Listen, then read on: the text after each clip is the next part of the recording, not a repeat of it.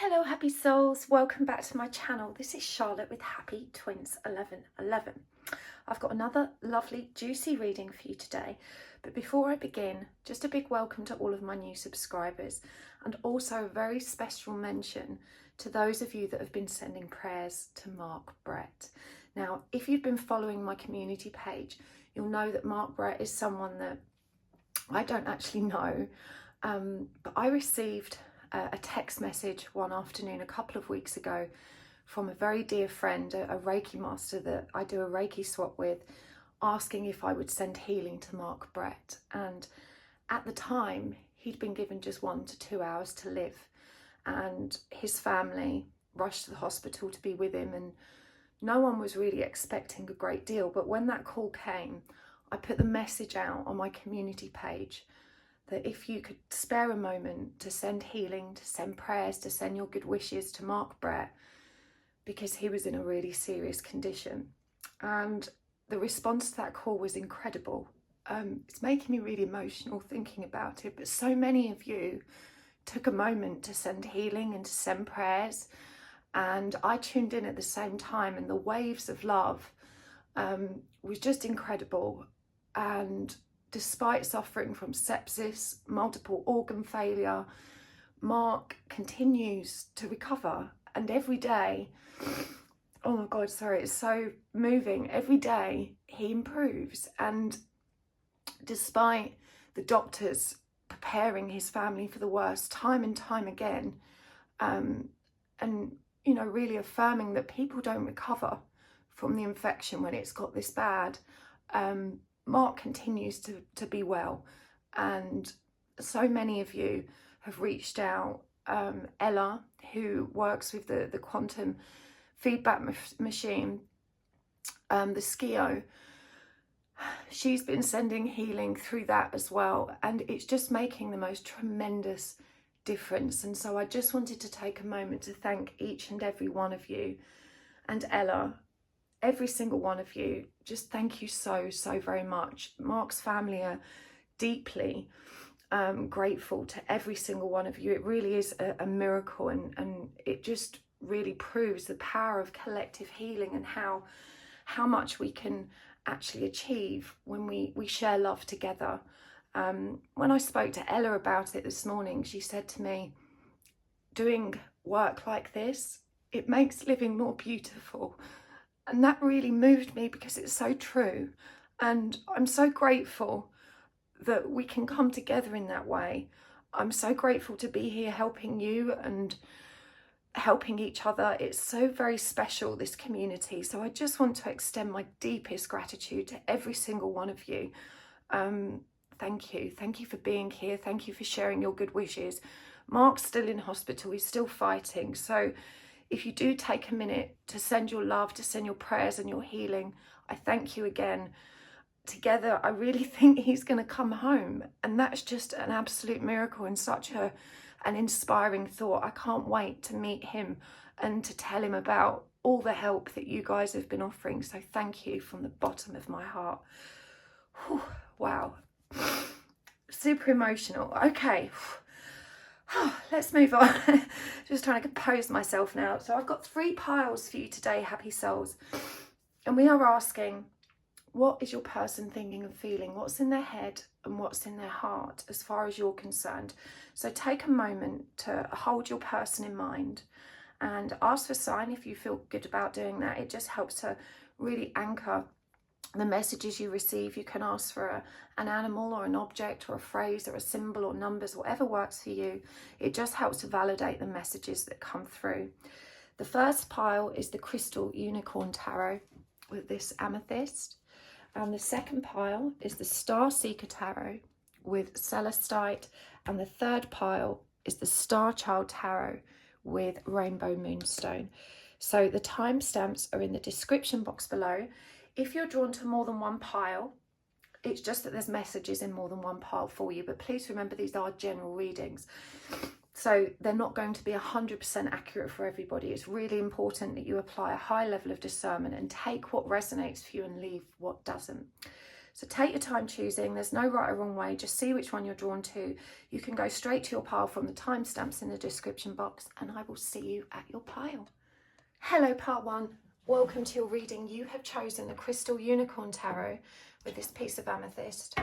Whew, I'm super emotional. If you skipped the intro, please go back and watch it, especially if you've been following the Mark Brett story on my community page. I just, talked about that briefly and wanted to extend my thanks to each of you. If you're not sure what that's about, skip back and watch the intro. It was some healing we did as a collective, as a community, that's just had the most magnificent and moving results. And I need to stop talking about it because I'm going to cry again.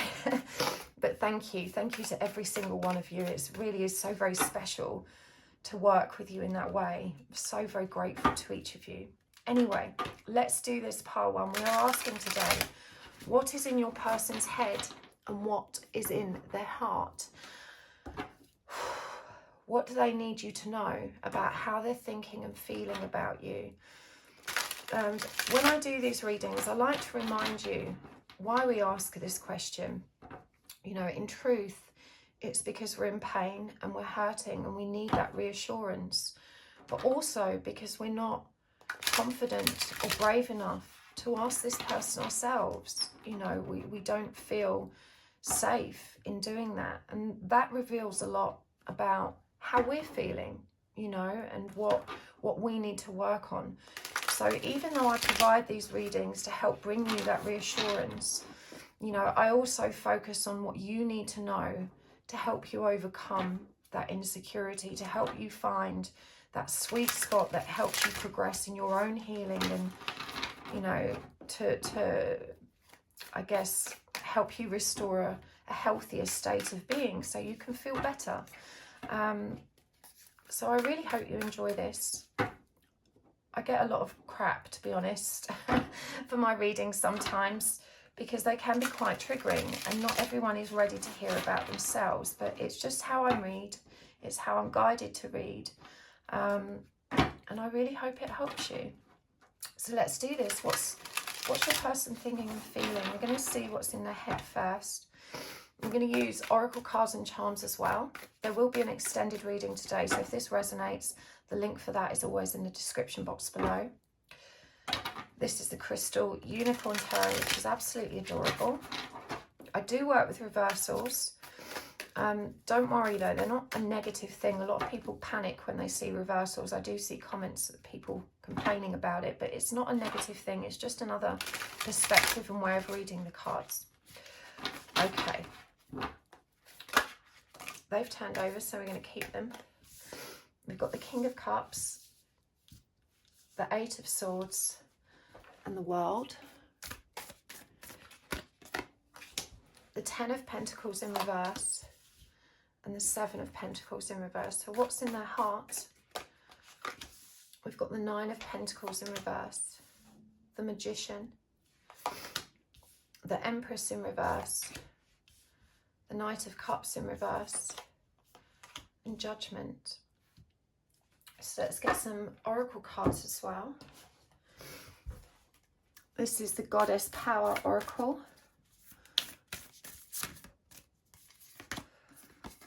We've got Yukiona, Stillness, and Sophia, Divine Wisdom. And from the Healers of the Earth Oracle, that's us, Healers of the Earth. We're all in it together. Powerful light workers. Unretrieved soul. Going off grid. Ocean of love. And we're going to get more as we go, but working with what we can fit on the table at the moment, I'm just going to get some of these Lovers Oracle cards as well. We've got Engagement Ring, Twin Flames, Lightning, Love Call, and Girl with a Snake. Okay, let's see. So, what are they thinking? Honestly, your person is very jumbled in their thoughts. They do believe that this connection's over, and I'm hearing that there was some kind of confrontation between you, and in a temper you said, never again. Leave me alone, get out of my life. And they're very hurt about this, you know, that they're feeling like it's dead and done and that they've ruined it. They don't know where to go from here. The Eight of Swords is that feeling of entrapment, of being tied. Their hands are tied. I'm really drawn to how, you know, this unicorn here, it's all tangled around its feet and it can't see what's happening. And what's really hard about this is your person genuinely doesn't understand what they've done wrong. And this is really difficult for you because it's very hard to resolve things when someone can't accept responsibility for their mistakes. And I am hearing that their behaviour has been very challenging for you. We've got Scorpio energy here with the King of Cups. Now, when this comes up as what someone's thinking, this is a really beautiful energy. You know, this person does care about you very, very deeply, but they're also very nervous about communicating that. When the King of Cups comes up, Scorpio energy is very secretive. It doesn't always reveal itself. You know, it's an energy that keeps its secrets close to its chest and struggles to communicate when this Eight of Swords energy intervenes, because they don't understand what's right and what's wrong in this situation. And so, you know, with this 10 of Pentacles in reverse and the 7 of Pentacles in reverse coming up with the World, you know, this is someone that just thinks it's over, that there's no chance of fixing this because of how the conversation between you two went. And I'm hearing that, you know, even though, you know, the kind of the conversation you had was necessary, some really harsh words were exchanged. And so it feels like it's beyond repair. This person just doesn't feel worthy. They're not in a place in their life where they can entertain a relationship because it feels like everything is in a state of disarray. With the 9 of Pentacles in reverse, they're either not working at the moment or they're facing some financial difficulties or work challenges that, you know, means they're less than abundant. And for this person, that's particularly triggering because they placed a great deal of emphasis on their, you know, masculine desire to achieve and accomplish and to be in that kind of provider energy. So they just don't feel like they deserve you anyway. They don't feel like, you know, this relationship could have ever worked because of who they are. And the conversation you two have had has very much affirmed that for them. You know, they're kind of resigned. I knew this would happen because, you know, these kind of relationships never work for me because I'm not good enough. You do make them feel empowered in their self, and so it's not you that necessarily triggers their self-worth. If anything, you've been exceptionally supportive and loving and kind, and they really did get a lift from the light, the healing and the conversations that were so loving and supportive that you two had prior to this disagreement. They do recognise what this connection is. You know, we've got the Twin Flame card coming up here, and this is somebody who is very aware of the nature of this spiritual connection.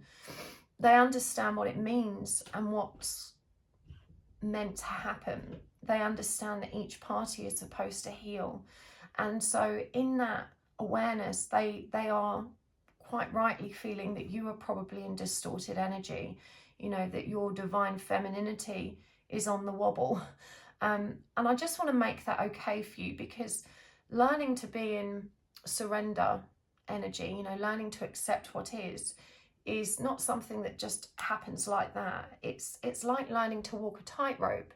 Sometimes we stay on it in perfect balance, and other times we get distracted or triggered and we come tumbling off.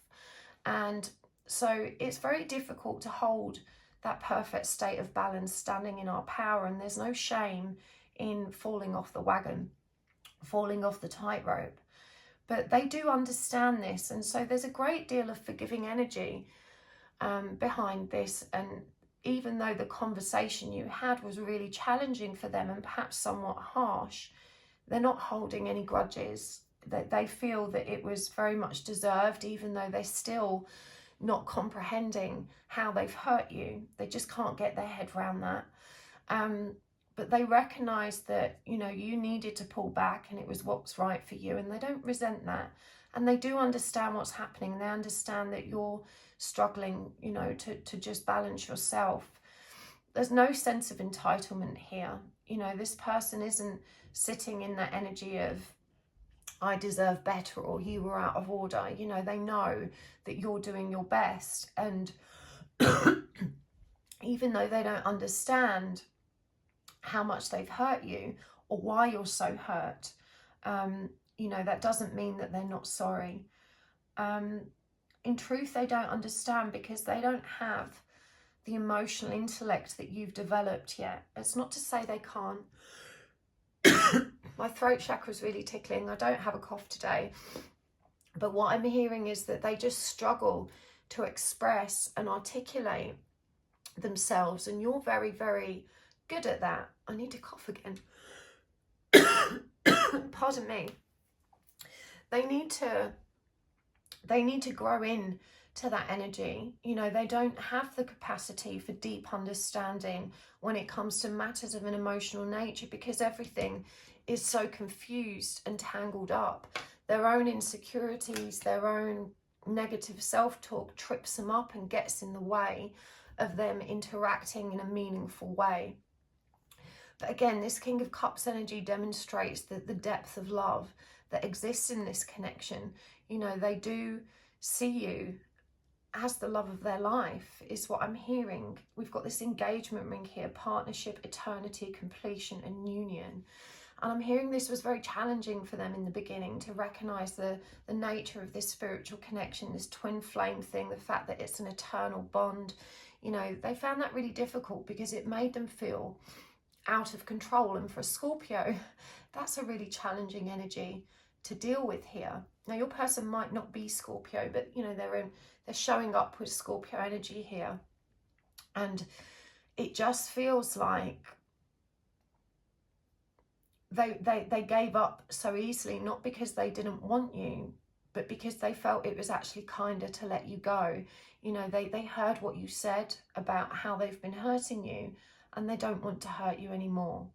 So, you know, they have kind of made the decision to respect your wishes and leave you be. The problem with this is, Par One, is that I don't think that's what you really wanted. You know, this was born of your distorted energy in that moment. And when you bring that back into balance, you're going to feel differently again. And so the message here from your person is that's okay. You know, when you're ready, I'll still be here. So they're not feeling like they should rush towards you and resolve this.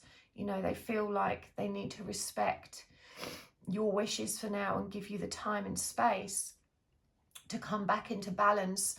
And, you know, they're hoping from that perspective, when you find stillness and reconnect with your own divine wisdom, which we're seeing in these, you know, these goddess cards here, that maybe things can be okay again.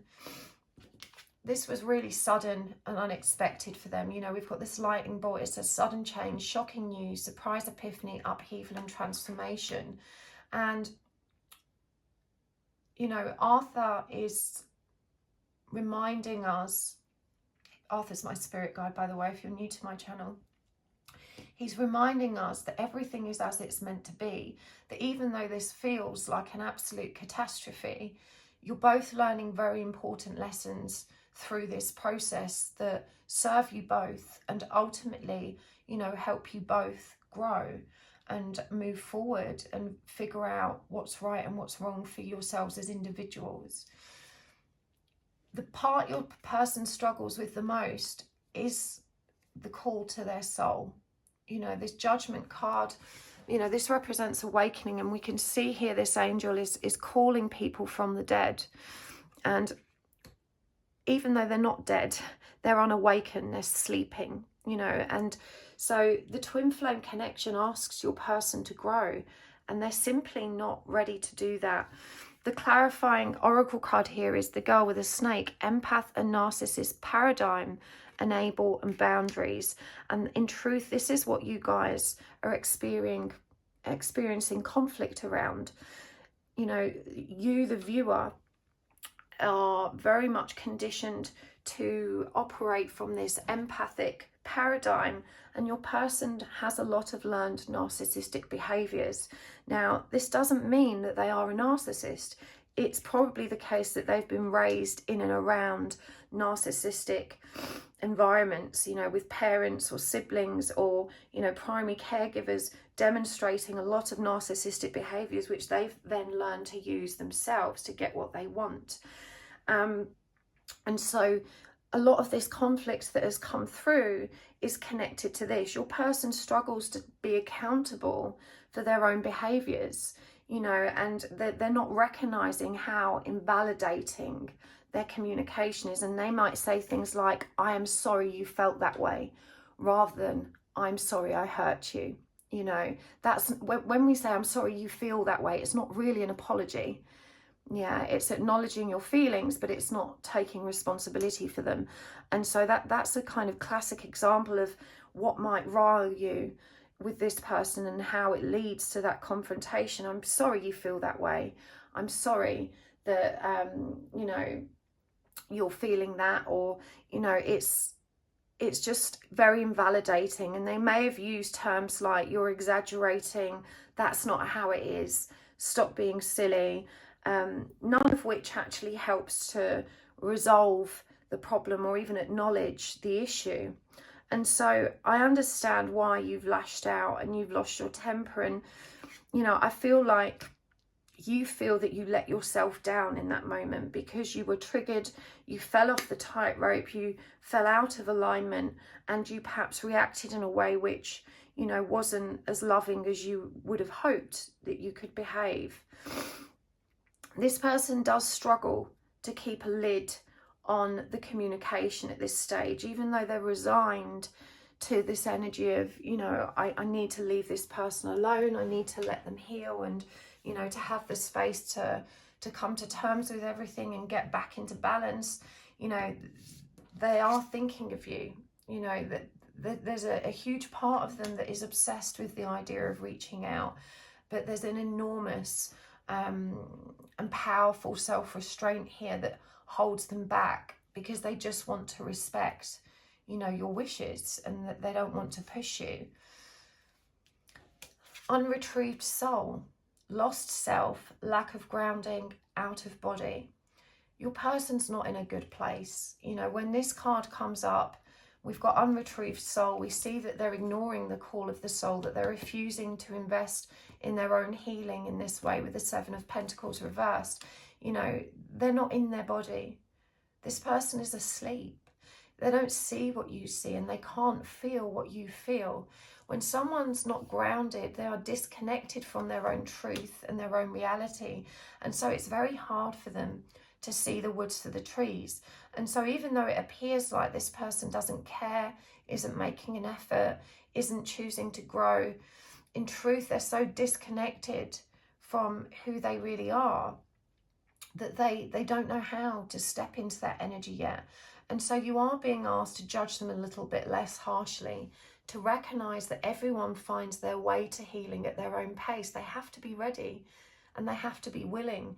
And I understand sometimes it's unfathomable why people won't take that path, because we see that they're in so much pain. And, you know, you have done so much healing. You know, you're connected to this divine wisdom. You know how to bring yourself to stillness and calm, and how to cope with really challenging emotions and energies. And you see this person struggling. You see them in pain. You know, you see them in this such a self-defeatist energy. And, you know, you don't understand why they're not taking those steps to start healing themselves. I do feel that you've acknowledged that you can't heal them yourself, that they have to do it for themselves. And again, with the Magician coming up here, you're being asked to not underestimate how much impact your presence in this person's life has had. You do empower them.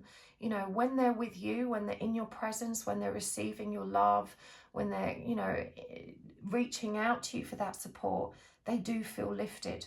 they feel empowered, they feel hopeful, but they don't know how to hold on to that energy for themselves. And so, you know, they're recognizing too that needing that from you is a codependence. As I said, they understand the twin flame connection. You know, they know it's about coming into union with self, and learning to depend on yourself. And so that creates a lot of shame for them as well, because they know that they've been, you know, using you to prop themselves up. And because this is hurting you, you know, it generates a lot of shame for them, because they can't show up in the way you want them to. Going off grid, unplugging, disappearing for a while. And I love this. Look, it's a little tiny house. I feel like that might have been an important sign for some of you. Yeah, so I think it's, this person really wants to reassure you that when they do go silent, it's not because they don't want to speak to you. You know, that impulse is really there, but because they don't think it's what's best for the situation. And in this situation specifically, you know, you very clearly told this person to leave you alone. Get out of my life. I'm done, I believe was the message here. But we also have ocean of love, you know, deep love, caring, emotional support. And this reduces to number 11, the number of awakening and divine wisdom, divine healing. You know, they feel that connectedness. They know that there's a real deep and beautiful bond here, but they are so disconnected from their emotional self, so wrapped up in their own negative self-talk, that they can't allow themselves to surrender to it. It feels too vulnerable, too risky. And also I'm hearing that this person can't even find their heart a lot of the time. You know, they really have lost themselves. They don't know how they feel. And this is very painful. If you've ever experienced depression, you know, you'll know that when you're in that state, it doesn't matter what anyone says. It doesn't matter what you know. It feels impossible to get past the pain, to get past the discomfort, the intrusive thoughts. And it's such a heavy energy that just leans in on you and overwhelms you. And so this person, you know, just needs you to understand that their inability to show up and be really committed is not about you. It's about where they're at in their life, you know, feeling so much less than they need to be, and not feeling like they can show up and give equally in a relationship when they're in this state, that their mental condition dominates everything. And it's not just you, you know, other people in their zone of awareness are feeling this withdrawal as well. And it's both an emotional, mental and physical withdrawal. This person, you know, probably doesn't have much of a social life. They're probably not, you know, really engaging in life. And that's really sad. And so, you know, you just needed to be reminded today that they're not in that place that can, you know, allow for this committed connection. So let's get some more oracle cards. I'm going to use the Elle Qui Oracle as well. What else do we need to know about this person's thoughts and feelings? We've got Jocelyn, she who persists. We've got Sauvage, untamed, wild and mysterious. We've got She Who Waits, Manara. And we've got Isra, escape, dreams and fantasy. This person feels a great deal of comfort because of the eternal nature of this connection. And this is why they're able to restrain themselves from reaching out, because they know from, you know, looking at how this connection has panned out historically, that it's, you know, it's probably going to be okay. Even though they're dwelling on this energy of it being an ending, deep down they do have faith. And, you know, it says here, she who persists, Jocelyn, perspective, defiant and persistent. They trust you to figure this out. You know, they know that you really are divine, that you have access to this wisdom. They know that when you come back to stillness, that maybe a friendship can be formed again, and, you know, you guys can keep moving forward. Even though the pessimistic tendencies can be overwhelming and, you know, are leading them towards this notion that it's just dead and done. There is a part of them that has that chink of faith, and it does say here patience, waiting and determination. And look, she's holding this beautiful white butterfly here, a symbol of purity. They trust in your pure heart. They know you didn't mean the harsh things you said. They know that when you come back to balance, that you're going to, you know, be able to resolve this in a more loving and meaningful way. They wish they could meet you on the bridge in that respect. As I said, this person really beats themselves up for not being able to embody the wisdom and emotional depths that you can. She who is wild, untamed, wild and mysterious. They love this about you. You know, they love that you're full of surprises and that you're constantly, you know, transforming and becoming brighter and lighter. They love that you're involved in all of this spiritual stuff. They found it really kooky and very, very attractive, and it genuinely makes them feel like they're in the presence of an angel.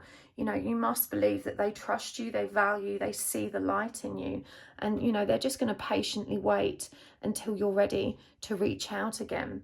She who dreams, escape, dreams and fantasy, and this is their respite and their solace. You know, when they are able to elevate themselves above the drama, above the pain, above all of that harsh and dark energy, you know, it's thinking about you and how things could be between you in the future when, you know, everything's better again, that actually keeps them going and empowers them to stay. You know, this person, they don't have many reasons to live that they feel really good about, but you are one of them, and that's really beautiful. But they need you to know that it's okay for you to take that time out. You know, it's okay for you to take as long as you need. They want to give you that space. They respect your need for it, and they don't want you to worry about them and their needs when you're, you know, you're in that place. Meeting your twin. 2 twin messages there for you. The dining table. Hands that heal. The clock is ticking. And purity. So meeting your twin, like attracts like, kindred spirits, a mirror. So, you know, they recognize that you're always moving towards each other, that you're growing together, that you're one another's greatest teachers, and that you trigger one another's healing. That mirror concept of reflecting back at one another, your light and shadow aspects, is something they do understand. And this brings them so much comfort, because they think to themselves, well, if we're cut from the same cloth and you're so light and you're so bright and so loving, then maybe there is hope for me after all. You know, if they can embody all of this light, perhaps I can do that too. They do want to make it up to you. This person's already decided that if you come back into their zone of awareness, that they want to treat you differently this time, and they're going to try. I'm going to be real with you. There's the energy of doubt behind this. You know, they're panicked because they're thinking, well, what if I try and then I don't match up to her expectations, and then, you know, I end up disappointing them again. But we've got a date, social gathering, nourishment. You know, this person really wants to see you. I'm hearing it's been quite a long time as well since you've actually seen each other. And, you know, they want to show up for you in as a friend, you know, in the way that you have for them. But they do fear that it's going to move too quickly and they're not going to be able to keep up and deliver on the level of commitment or expectation that you hold. Hands that heal, healing ability, magic touch, hands-on. You know, this person yearns for your physical presence. This would suggest to me that you are a healer as well, and they're aware of how magical your touch and your presence in their life is. They miss that, and they dream about that, and they appreciate and respect it so much. The clock is ticking. Time to act. Preventable loss, a deadline. And I'm hearing this is connected to the confusion and pressure they feel. You know, they keep questioning if staying silent is the right thing, but neither do they know what to say or how to express themselves. And so this feeling of, if I don't act, you know, it's over and I'm going to lose everything, is quite overwhelming for them. But it's also triggering such a great deal of anxiety that it disables them from taking action. They do see you as this pure being, virtue, goodness, a pillar of society. You know, they see how much love and light that you're spreading in the world, and they appreciate that so much. You know, they really do see how beautiful a person you are. You know, they don't want you to ever doubt that. They need you to understand that they see you. They really see you, and they appreciate you, and they value you. Their inability to show up in the way you want is not a reflection of who you are. It's just connected to how they are right now and who they are right now. Scold, the future. Kali, liberation. And Ishtar, communion. This is really powerful. You know, this suggests to me that you can just keep looking forward. Kali, you know, she destroys everything that doesn't serve us. This is a very powerful goddess that clears the way. And this drives me back to what Arthur was saying, you know, trust that the transformation here that is happening is creating more space for you both to be your best selves, to come into union with yourself. It's promoting more authentic communication, and you will resolve this. You know, facing all of this conflict and these issues is your liberation. You know, stepping into authenticity is your liberation. And even though you spoke harshly, you spoke your truth. And we have Ishtar reminding us that communion is possible. You know, you will come together again, and you just have to trust in the divine timing of this situation and what's happening here. It's all flowing exactly as it's meant to. So let's get some guidance cards and charms for you, Pile 1, before we move this to the extended. What beautiful energy is coming through from your person, and I really feel for both of you. This isn't an easy situation at all. We've got the 9 of Cups, the 3 of Swords, the 10 of Cups in reverse. I'm going to get some more from the Elle Qui Oracle as well for guidance. Yelena, she who knows. She who begins, Primavera. And Renee, she who hopes. And let's get some charms for you as well.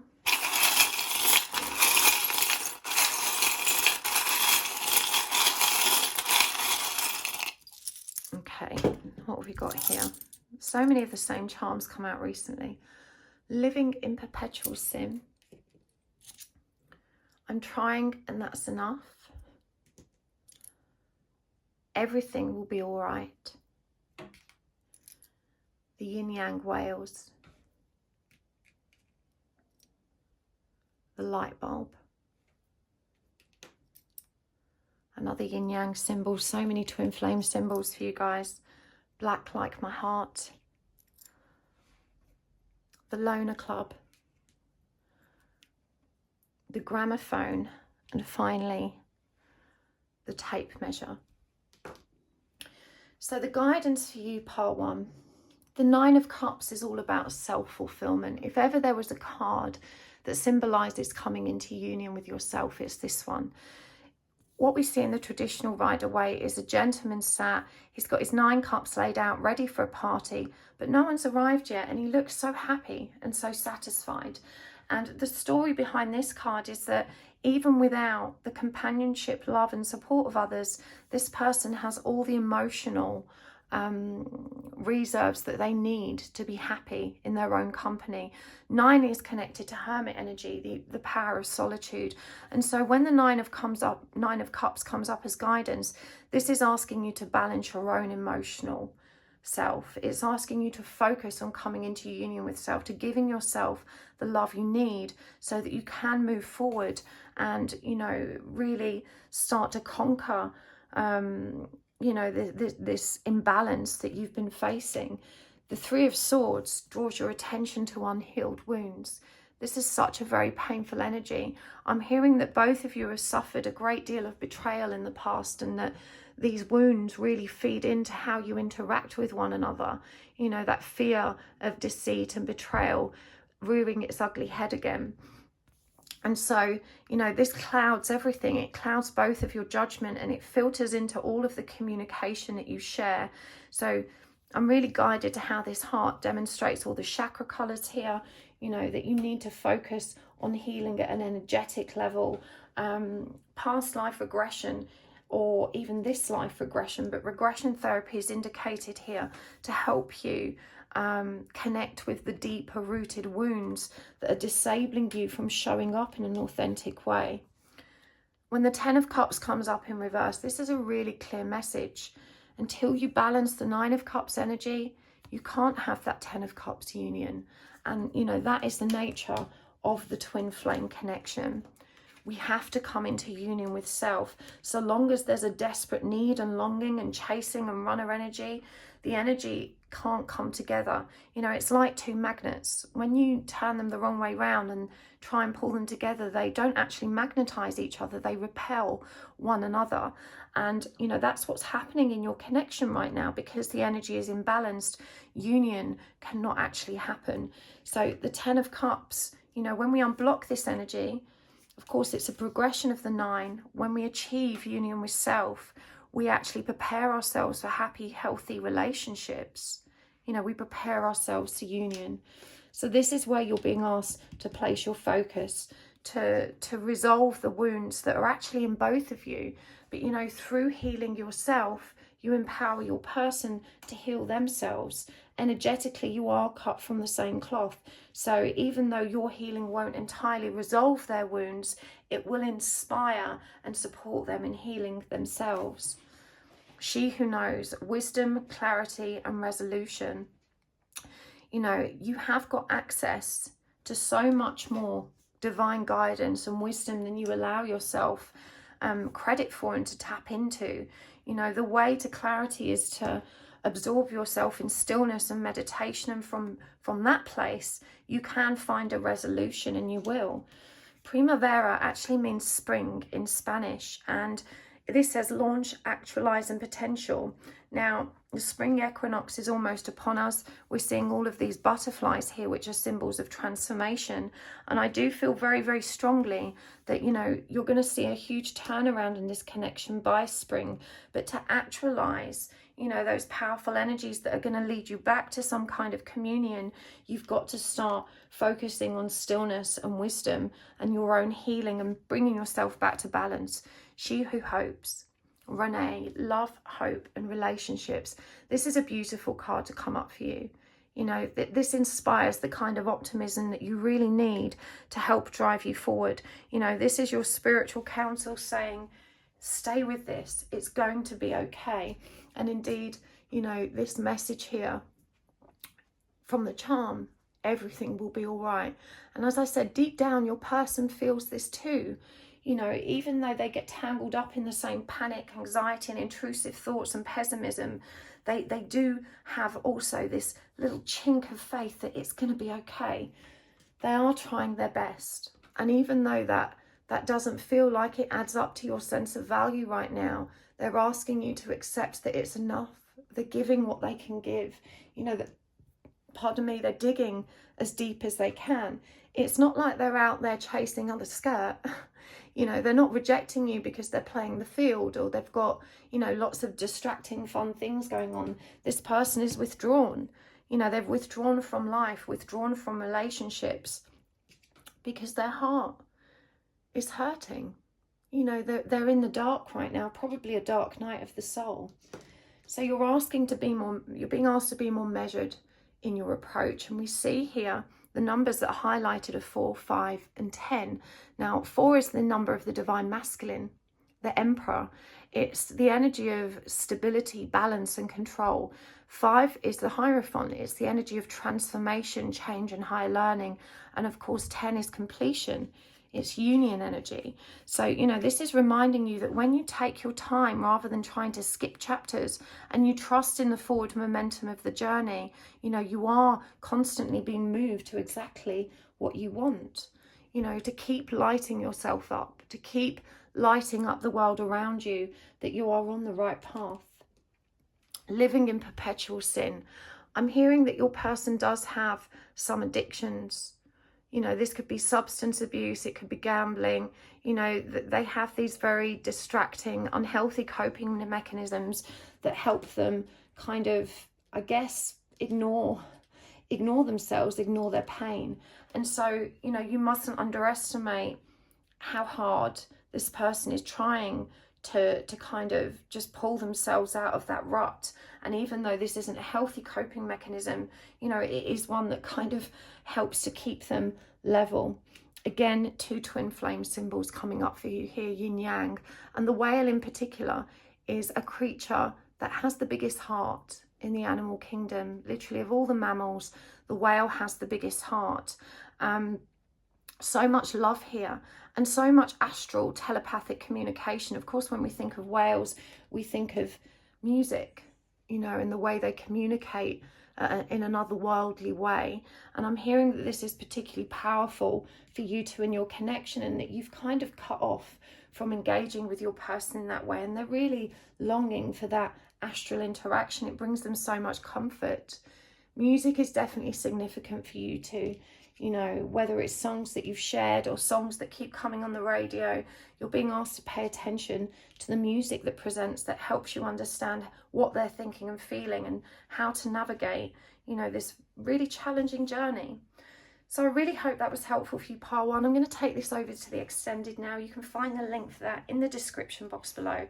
Thank you so much for tuning in today. It's always a pleasure to read for you. If you would like to book services with me, you can find all the information on my website, happysouls1111.com.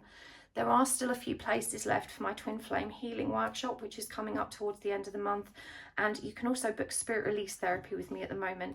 If you're interested in getting a private reading or any of my other classes that are sold out, make sure you sign up to the mailing list on my website, and you will be the first to know when I open my diary or announce new class dates. It's a pleasure as always. I will see you next time. Lots of love. Bye. Hello, part 2. Welcome to your reading. You have chosen the Starseeker Tarot and this lovely piece of Celestite. If you skipped the intro today, part 2, please go back and watch it. I talked about Mark Brett, and if you've been following my community posts about the healing we've been sending to Mark Brett and the absolutely miraculous results that's yielded, I just took a moment to thank you all and to describe, you know, what we've achieved together. And I'm so very proud to be part of this loving, supportive community. So thank you. But if you do have the time, I don't want to go into it again because I got really emotional. It's so moving. But I really appreciate every single one of you. Thank you so much. And if you can take the time to send Mark some prayers and good wishes and healing, it's very, very much appreciated. Anyway, let's move on. Pile 2, we are asking today, what is in your person's head and what is in their heart? How are they really feeling and thinking about you? And I did talk at the beginning of pile 1 to explain that, you know, when we ask this question, it's important to recognize why we need these answers. And in truth, it's because we're too afraid to ask ourselves. We're too afraid of making ourselves vulnerable by being authentic and reaching out and sharing and asking, and perhaps we can't reach out, it's not an option. But in my readings, I do, you know, focus somewhat on the viewer as well. It's not just about getting the answers you need about your person. It's about understanding sometimes how your own perspective of this can be distorted, or what you're not seeing about yourself in this situation. And I do get a bit of heat in the comments sometimes for doing these kind of readings, and I can take it. It's, you know, this is what I'm here for. This is the kind of reading I'm guided to do. You know, my primary goal is to support you in ascending and being your best self and figuring out why you're getting tangled up in these kind of situations in the first place. So, trigger warning for you there. I hope it helps. Not everyone's ready to look at themselves. Not everyone's ready for that kind of introspection, but that's what I'm guided to help you move towards. So let's do this. How is your person thinking and feeling? We're going to look at what's in their heart and their head.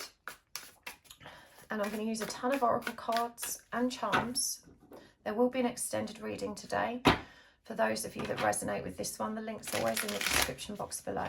So I'm going to start with what's in their head. Let's pull some cards. What is in your person's head? Hold your person in mind. Ask for a sign if that feels good to you. You can ask for an animal, an object, a phrase, a symbol, numbers, whatever works for you. It just helps to validate the message. We have got the Sun,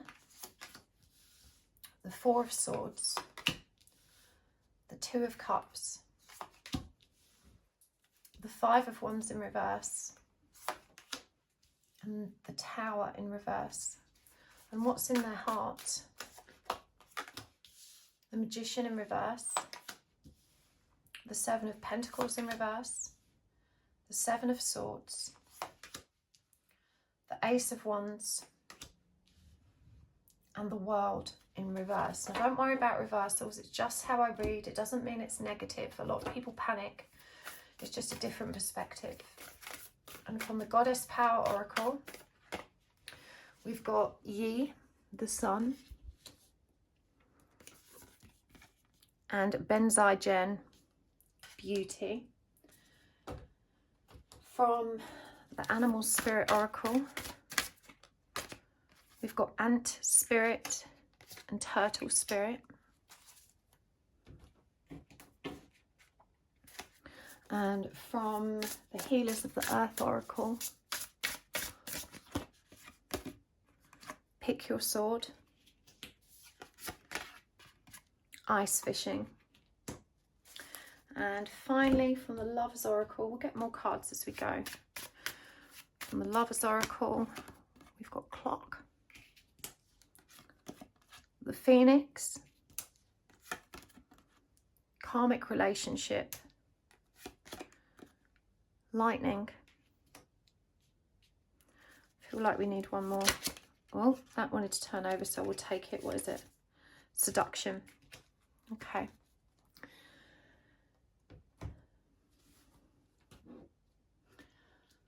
I feel like you've actually been in this relationship with this person for quite some time.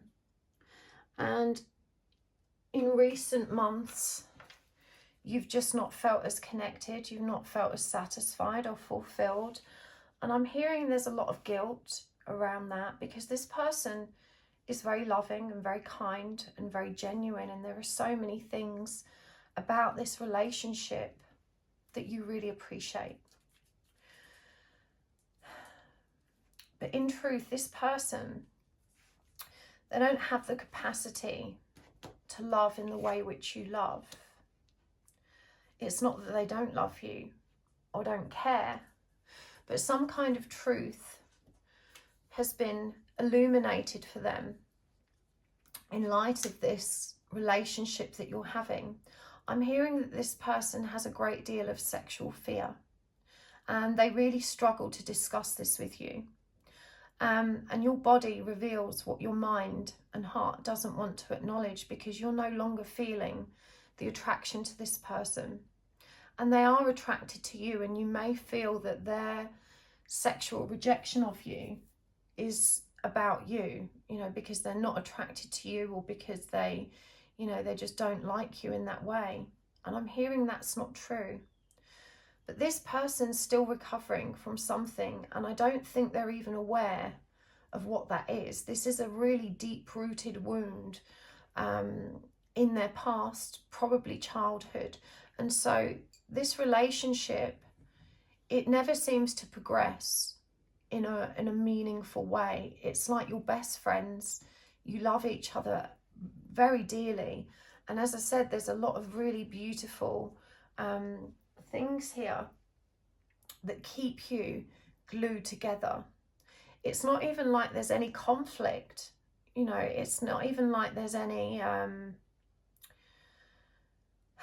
arguments. It's just not setting your world on fire.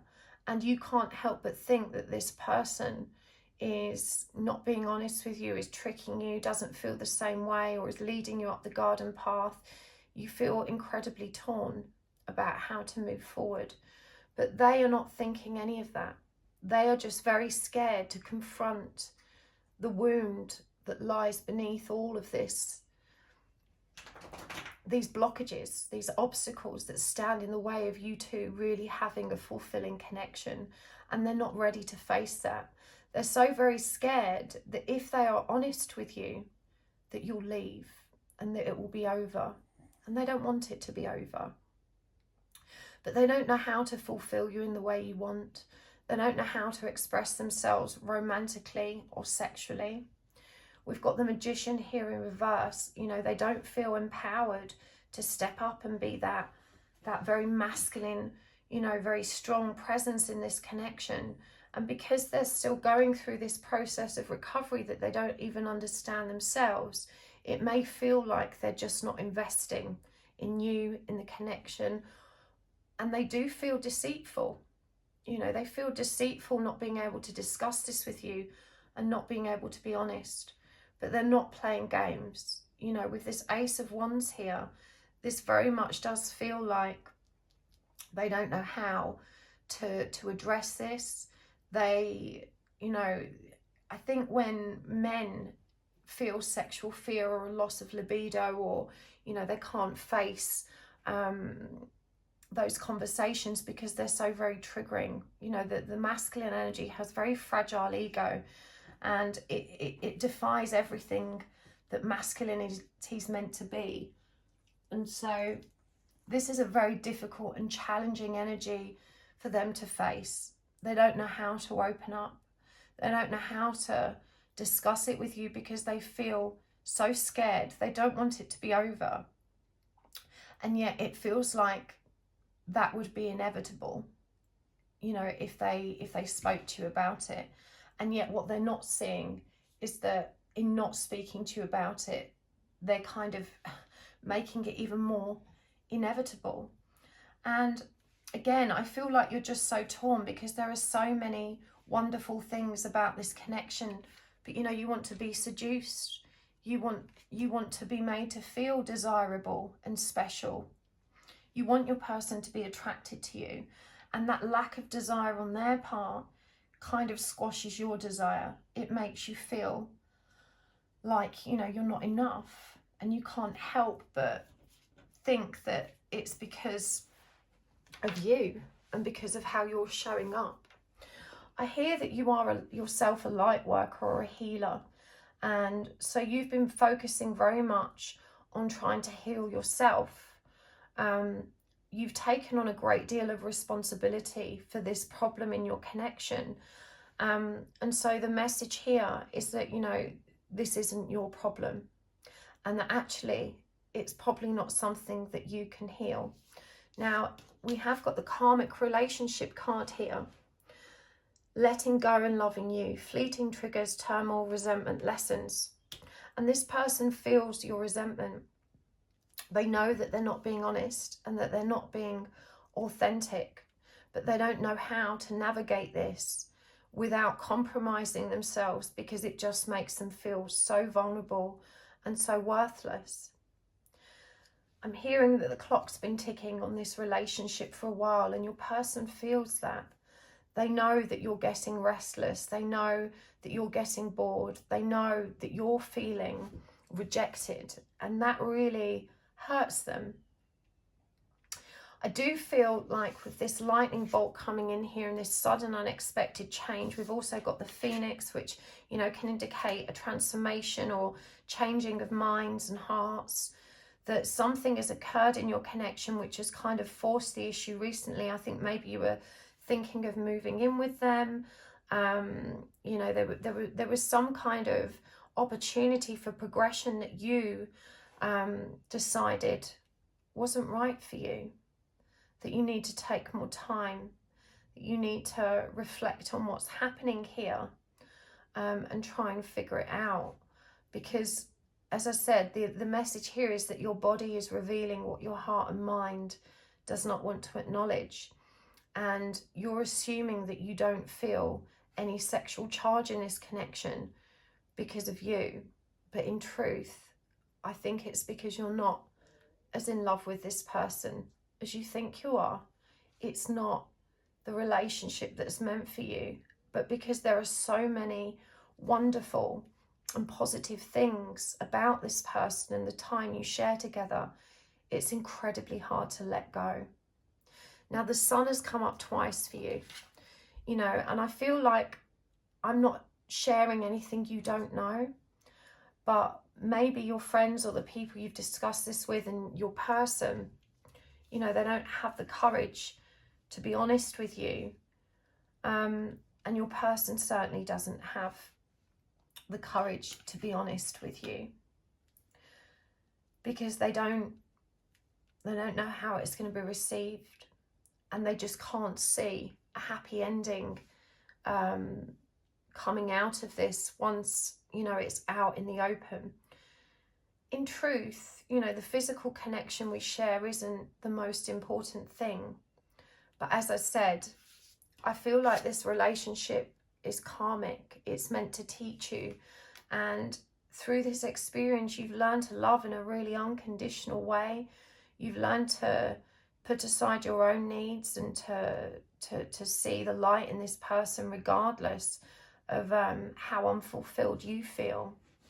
And it's not that this person doesn't feel attracted to you. You know, we've got beauty here, and they do really see you as very beautiful. You know, they feel very lucky to be with someone like you. They feel like they're really punching above their weight. But this absolute agony and insecurity of not being able to step up in that manly way and kind of make you feel desirable and loved in the physical way that you long for really, really hurts them. You know, it's really challenging for them to face this. And they just don't discuss it with you. They just avoid that physical intimacy.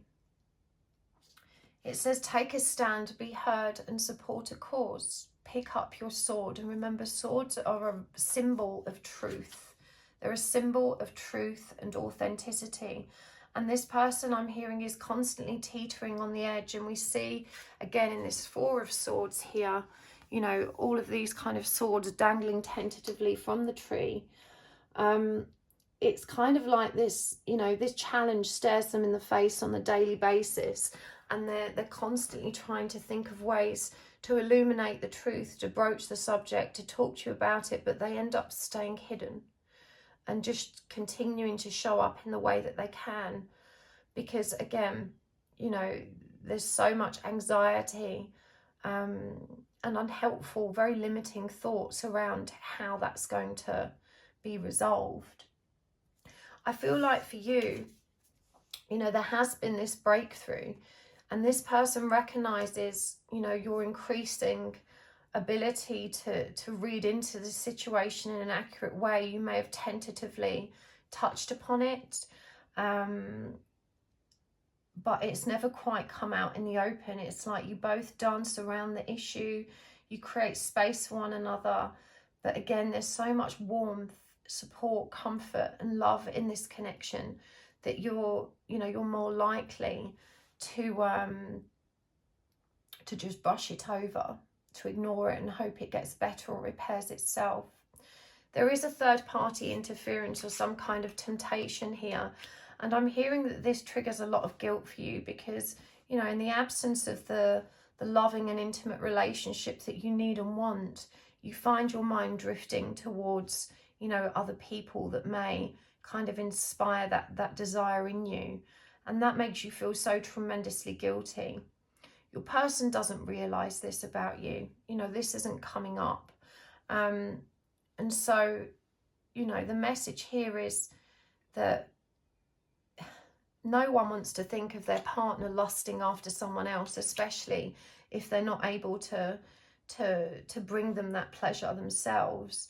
But also, you know, what they don't know can't hurt them, and what happens in the confines of your own mind and your daydreams and your fantasies, you know, is safe. It's a safe way to explore and express your sexuality. And so there is a message here that you shouldn't feel guilty or ashamed about that. You're not acting upon, you know, that desire. You're just kind of filling a hole. You're taking care of yourself by indulging, you know, in this kind of fantasy. But it does feel like there's a very real risk that you might, you know, take that leap to make it real. This person genuinely isn't aware of that. And so I guess the message here is that you've got to figure out how you want to approach this and what you're going to do. I understand it's so very difficult for you to let go of something that ticks so many boxes in so many other ways. But, you know, this physical intimacy, it's not important to everybody. Some people are really comfortable with, you know, the deep and supportive friendship and that comfort. But you've resisted moving this relationship forward for quite some time because of this issue. But you've also resisted letting it go. It does say here with Ant Spirit that it's time to collaborate. And so, you know, your person knows that they need to discuss this with you. But again, the fear of the repercussions really overwhelms them. And it says here, slow and steady wins the race. And so, you know, they are kind of aware that if they just persevere and they keep showing up in the ways that they can, that maybe it will kind of fall by the wayside and everything will be okay. But the anxiety that might not be the case is kind of all encompassing, overwhelming. It never really kind of leaves them. I am hearing that there's a past life connection with this person that was more familial. That's to say, they may have been a brother, a sister, a parent, you know, an uncle. And, you know, that's the kind of love that you're feeling. It's such a deep, meaningful love. It feels so familiar, so comforting, so very safe. But without that kind of lusty spark, you're just always left feeling that it's not quite enough for you.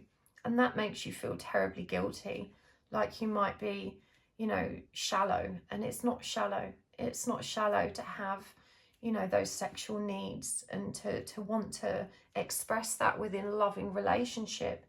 I feel like you're not even very old, you know, that you're probably in your prime and you just feel too young to, you know, to let go of your sexuality and just, you know, resign yourself to a life without that. I really feel for you, Part 1. I feel for your person as well, because I genuinely feel their care. I genuinely feel their love. But, you know, this is something that I'm hearing they do need to resolve in their own time. And that they just aren't equipped to be able to discuss this with you. They've never had sexual confidence, and, you know, they've been in relationships previously where that hasn't been a huge problem. But as time has gone by, their confidence hasn't, you know, been restored. It's just kind of degraded even further.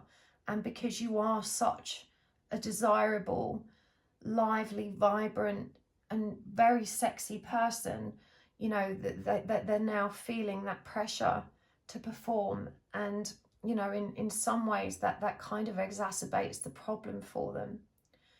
So they're only just acknowledging that this is a problem that's not going to go away.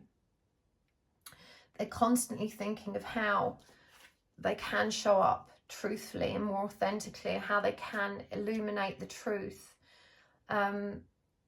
But they never quite get there. And you never quite get there. I feel like when you try and broach the subject, the awkwardness is so palpable that you both end up withdrawing and just thinking, oh, we'll leave it for now. You know, everything else is okay. You know, and it's a very difficult thing for you to move past. I really feel for you. But your person does care. You know, they care very deeply. I've got the Moon in reverse, the 8 of Wands, the 4 of Wands, the 2 of Pentacles, the Knight of Wands in reverse, the 10 of Swords in reverse, the King of Swords, and the 9 of Pentacles in reverse. So when the Moon comes up, you know, in terms of what's in their head, this is a really terrifying confusion, a great deal of fear, disillusion. Again, it's clarified by the Knight of Wands in reverse, which is that's the player energy. That's that sexy player energy that they just can't embody. And they just fear they'll never get that part of themselves going, like it's just lies dormant and they don't know how to access it. They do feel sexual desire for you. Again, they see that you're beautiful, they see that you're attractive. I hear that in their minds, you know, they can explore their sexuality in a safe way, but it's too painful for them to address the physical problems that manifest when you actually try and come together and, you know, enjoy one another in that way. We have got the Four of Wands and the King of Swords here. This person will be committed to you. You know, they're comfortable. I mean, they're not comfortable, they're insecure about it, but they're comfortable not resolving this. And I think this is part of the problem, because, you know, they would be quite happy to never engage in that way. And I think, you know, the message here is that they will go the distance with you if you want to. You know, they will be there, they're honest. You know, this is a good person, but I think you need to decide and come to terms with if it's enough for you. You know, this isn't so much about their thoughts and feelings. I think you know that they love you, you know that they care, you know that they're dependable, you know that they're committed. But both of you are afraid of that change. You're afraid of being alone. And I think this is what keeps you stuck. Pile 2. This is very different to the kind of readings I normally do. It's not easy to, you know, to touch on these sensitive topics. Please do let me know in the comments if this resonates with you, because it is quite an unusual situation. But I hope this reading finds its way to the right people, because, you know, this is something that I'm sure many couples struggle with. What comes through really clearly is just the mutual respect and the mutual love that you do have for one another. But as I said, I think the decision here is yours. You know, you definitely have the power in this relationship. This person really feels like they are punching above their weight, that they're very lucky to have kept you for this long, and, you know, they hope to keep you forever. But, you know, even though they might be able to one day face the truth, there isn't a great deal of motivation here for them to do that. And I feel like if you don't confront it and address it, that they probably won't, and that you'll just fall into this pattern of, well, this is just the way it is, and, you know, there's no need to talk about it. Let's get some more oracle cards here.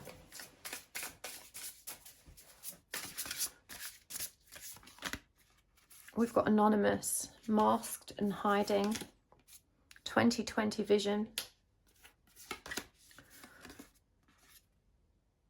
Forest of Fire,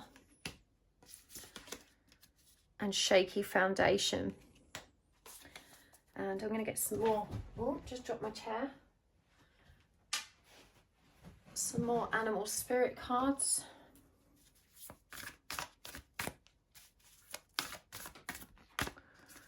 We've got the Peacock Spirit,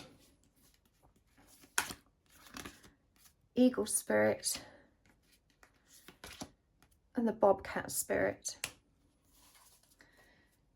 So Anonymous, Masked and Hiding, and I'm really drawn to the blackbirds in the background here and this little mask propped up. This person is on a completely different evolutionary frequency to you. You are, as I said, a light worker. You're very spiritual. You are very grown. You're very emotionally intelligent. You know, you've got this wisdom and vision, which they really, really respect, admire. They're very inspired by you. You know, but it says here, passion, aliveness, and flashes of inspiration. They don't know how to bring this energy into their reality. They don't understand why it's blocked. They know it's in them. They know they have that passion and desire for you, but they don't know how to bring it forward. And they don't really have the support around them to help them explore it.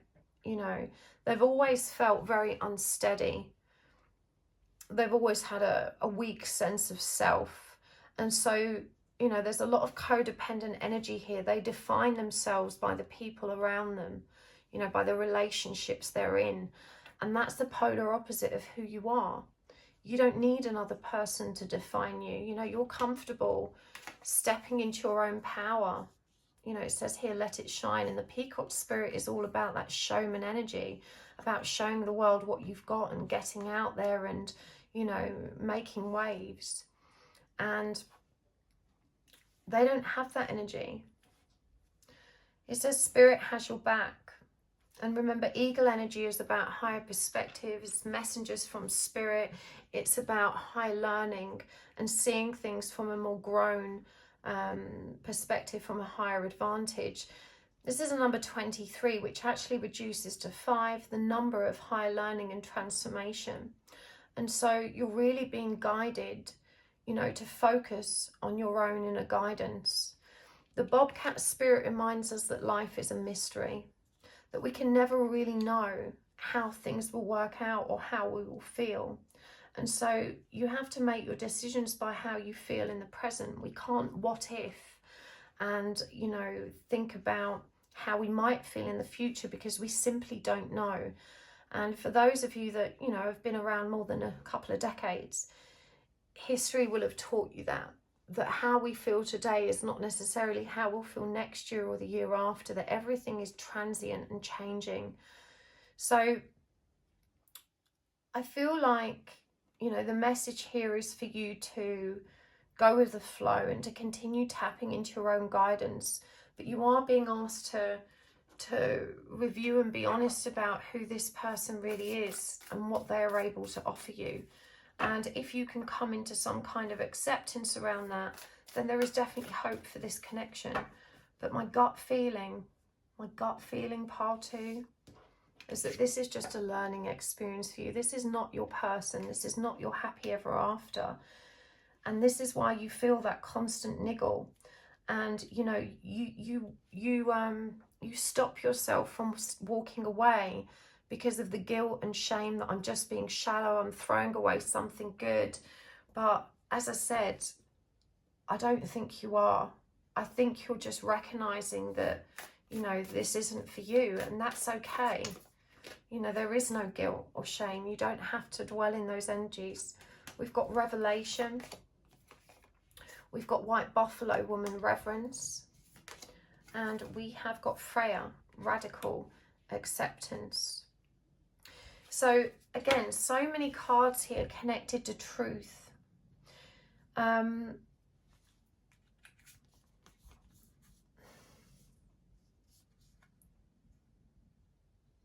hearing that you've always held the truth. Deep down, you know the truth. They know the truth deep down as well. And there is so much mutual reverence, respect and love here. This is a very shamanic energy, by the way. I'm feeling a powerful connection to the earth through these cards for you. Perhaps you work in a very shamanic way. But Freya, I think, brings the most poignant piece of advice here. If you're going to move forward with this, if you're going to continue, see these 2 8s, you know, you're going to need to step into radical acceptance of what is. Don't base your decisions on the what ifs. Well, maybe it will get better. The truth is, we don't know. You know, life is a mystery. And so if you're going to embrace this connection and find it fulfilling in your present, you need to focus on that radical acceptance of what it is. You know, in accepting what it is, you can find your truth in whether or not you ought to stay. This is a number 15 card, you know, which is the energy of the devil. And it's also the energy of conditional love. And codependent, unhealthy bondage or connection. So when this comes up, you know, it's asking you to really reflect on what's on offer here. You know, this isn't a true love story, in my opinion. This is a distorted love story. You stay out of guilt because this person gives you love in so many other ways. And so you stay rooted in this because you think it's, as I said, shallow to walk away for, you know, the reasons discussed. But you're not really loving yourself. You know, you're staying out of pity and shame rather than out of true desire. Let's get some guidance cards for you and some charms before we take this to the extended. This is the Elle Qui Oracle.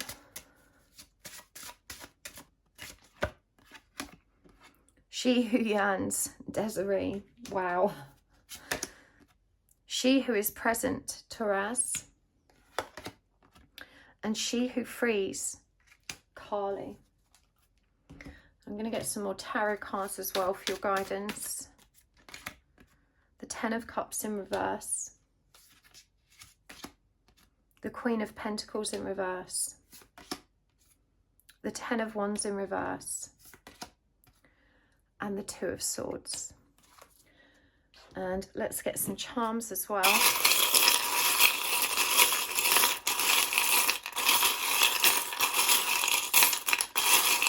Sorry, I know I'm giving him a really good turn.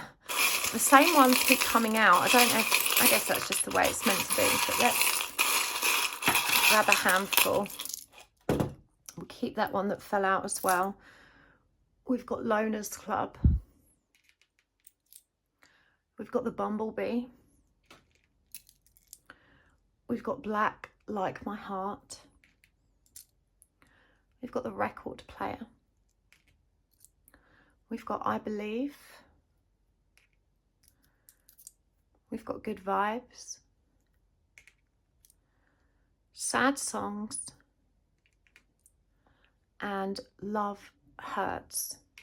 And finally, this little tiny charm. It's like a baby's pram.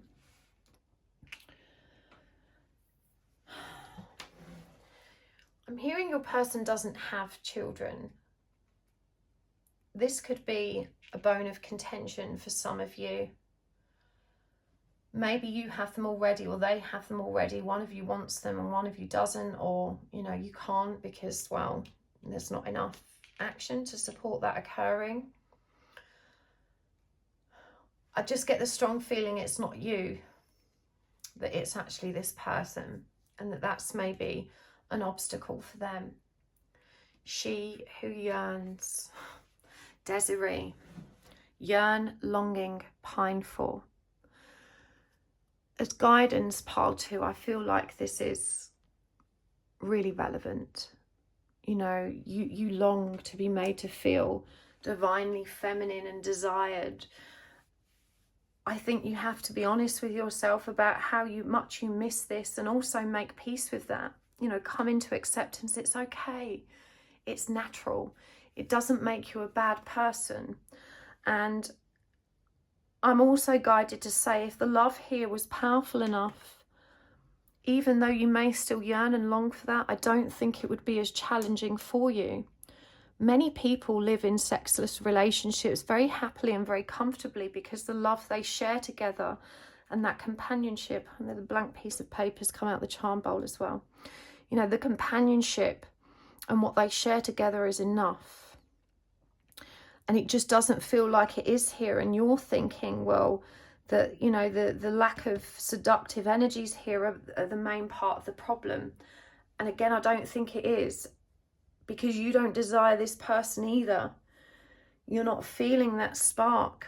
And again, the message is your body is revealing what your heart and mind doesn't want to acknowledge. She who is present, now, awareness and acceptance. Again, that's the second card that's about truth and acceptance. You know, Taraz asks you to feel into the truth of this situation, because I do think you see it more clearly than you realise. Liberation, unrestrained, and freedom. And here we see her releasing these handcuffs into the stormy ocean. She who frees.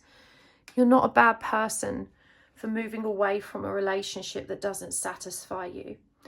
And actually, the question that you need to ask here, if this person suddenly came at you with the horn and ready for action, would you want it? I think the truth is that you don't actually want it from this person, and that they can't find it in themselves to want it from you. You've got the Ten of Cups reversed and the Queen of Pentacles in reverse, and the Ten of Wands in reverse, the Ten of Swords in decision. Part of the reason this is so difficult for you to let go is because you're so tired of looking for that happy ever after. You don't want the burden of starting over. And I know this reading's ended up being a lot more about how you feel than how they feel. And I guess it just works out that way sometimes. But for me, these are three very clear messages. It's not your responsibility to fix this. In fact, it feels like you can't. The Queen of Pentacles in reverse is, to me, the ex-wife card. You know, both of these cards together, the Ten of Cups in reverse, the Queen of Pentacles in reverse, suggests to me that this isn't your happy ever after. This isn't your one. And I'm very reluctant to say that in readings because these are general readings, okay? They're not going to be accurate for everybody, and that's very bold advice to offer. And I don't want to be responsible for anybody ending a relationship because of what I've shared. Instead, you know, the objective here is for you to dig deep and be honest and real with yourself, to take the guidance I've shared and to feel into what resonates for you and to make a decision based on your own truth. But for me, this reveals cracks that you're not acknowledging. They can't acknowledge them, and I don't think they will. They are not emotionally grown enough. And actually, and again, this is a bold thing to say and it won't apply to everyone, but there is this energy of, it's not even lack of awareness. They may be on the autism spectrum. You know, I don't think they understand the emotional nuance in this situation. You know, they don't know how it really feels for you, and that awkwardness is so strong in that they just don't know how to address it. You know, we've got this loner club energy here. You know, this is someone as well that doesn't have a big social group of people that they can lean on for support and guidance and advice. They don't really have friends, and that reveals a lot about who this person is. You know, there's nothing wrong with being a bit hermity, but when someone doesn't have, you know, any intimate friendships, that kind of reveals perhaps a reluctance towards emotional intimacy. Not in all cases, but again, this is a consideration for you here. Remember, we had collaboration and the bumblebees come up for you, and the bee for me is always about collaborative efforts and community. And I think this, you know, reminds you that, you know, you can try and work this out, and that together you can actually make this work. But there's a sacrifice, and you've got to decide if it's enough for you. You're not a dark person. It makes you feel so guilty to think of this person as not being enough, because they give to you in so many other important ways, so many loving, supportive ways. And so you can't get past that guilt and shame. It makes you think that you're the bad person here. There's something wrong with you. But there's someone else. There's someone else you keep thinking about, that you never stop thinking about. And you can't help but believe that there's something more magical there. And you question yourself, you know, would I be throwing something very special away just for something which is seemingly more shallow? It just feels, you know, like a sexual chemistry rather than something with depth. But just because it doesn't have depth now doesn't mean that it won't in future. You know, love grows, and I don't think you really know this person well enough for that to have been a possibility. There are good vibes in this connection. As I said, you two are definitely soul family. There's a powerful connection here, a very deep and real love. And, you know, it does hurt. It hurts. You feel so tangled up and trapped here. This person has become such an integral part of your life.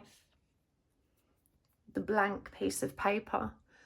For me, this is always about what hasn't been said, the truths that haven't been revealed, the discomfort in being authentic.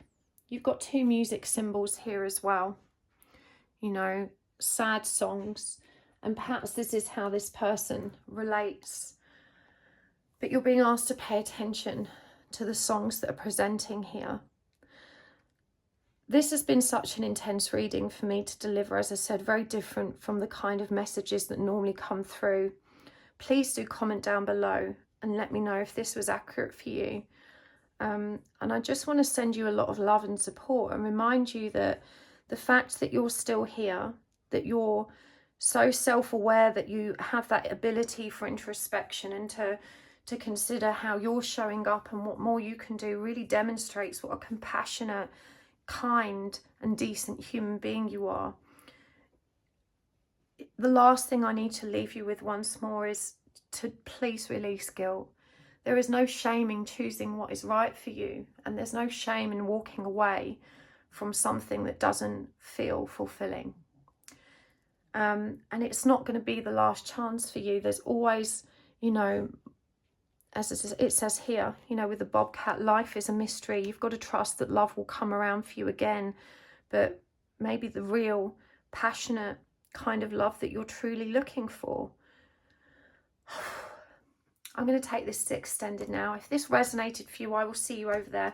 But thank you for joining me here. I really appreciate it. Thank you so much for hitting the like button, for subscribing, for your beautiful comments. A big thank you again to those of you that have been praying for Mark Brett, and also to those of you that watch my commercials. I've noticed a huge uptick in that recently. It really does help my channel, as well as providing, you know, a small revenue stream which keeps me going.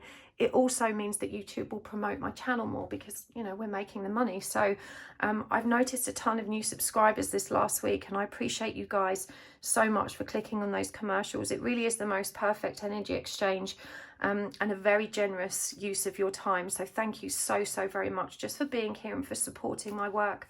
Appreciate you guys so much. Lots of love, and I will see you next time. Bye. Hello, Pole 3. Welcome to your reading. You have chosen the Starchild Tarot with this lovely piece of Moonstone. And we are asking today, what is in your person's head and their heart? What are they thinking and feeling about you? Now, if you skipped the intro today, please do go back and watch it, because I shared a very special thank you to those of you that have been sending love, light and healing to Mark Brett. And I don't want to go into it again because it makes me really emotional, but it's very moving to have shared this experience and continue to share this healing experience with this community. I feel very grateful to be a part of it, and so I took a moment in the intro just to share that. And if you feel guided, you can go back and listen, and if you do have a moment to spare, your prayers and good wishes and healing are very much appreciated by Mark's family. Thank you so very much. But let's crack on with our reading today. We are asking again, what's in their head and their heart? And I just want to give everyone a heads up that, you know, I do these how are they feeling readings because it's incredibly comforting and reassuring. And I know that, you know, these are probably the most popular readings out there. This is what everyone wants to know the most. It's important to reflect on why we asked that question. You know, in truth, it's because we're too afraid, too insecure, too vulnerable to actually ask directly. You know, it's generally because the person we're actually interacting with, you know, isn't forthcoming in communicating with us. Perhaps we don't even have an opportunity to ask, but it does reveal a lot about where we are at on our own journey as human beings, you know, moving into the energy of balance and authenticity. When we can't communicate authentically and ask these questions, you know, there's a fear there that's inhibiting us from being our true selves. And so I do hope that through these readings I help to uncover that too.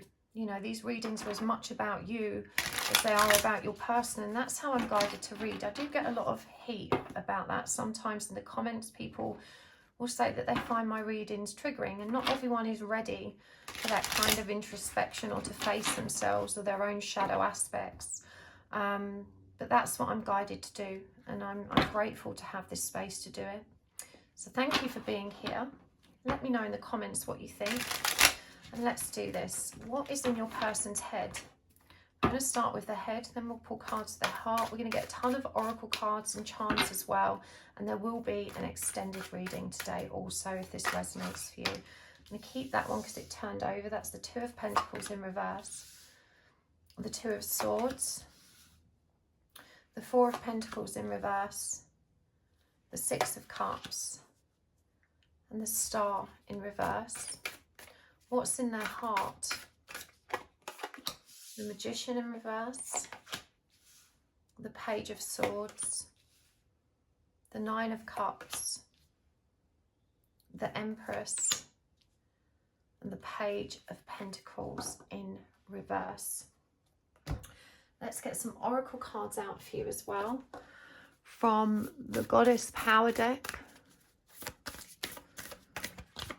We've got Yuki Onna, Stillness. That came out in exactly the same position for pile 1. I love those crazy syncs. And Lostra, New Beginnings. And from the Animal Spirit Oracle, or the Spirit Animal Oracle. There's so many animal ones, and they've all got the same bloody names. Porcupine Spirit, Time for Beginner Mind. And the Swan Spirit, Time for a Deep Dive. From the Healers of the Earth Oracle, Quench Your Thirst, 1111, Hindsight 2020. And I'm just going to get a couple more from the Lovers Oracle deck. Oh, okay, that one wanted to come out. Karmic Relationship.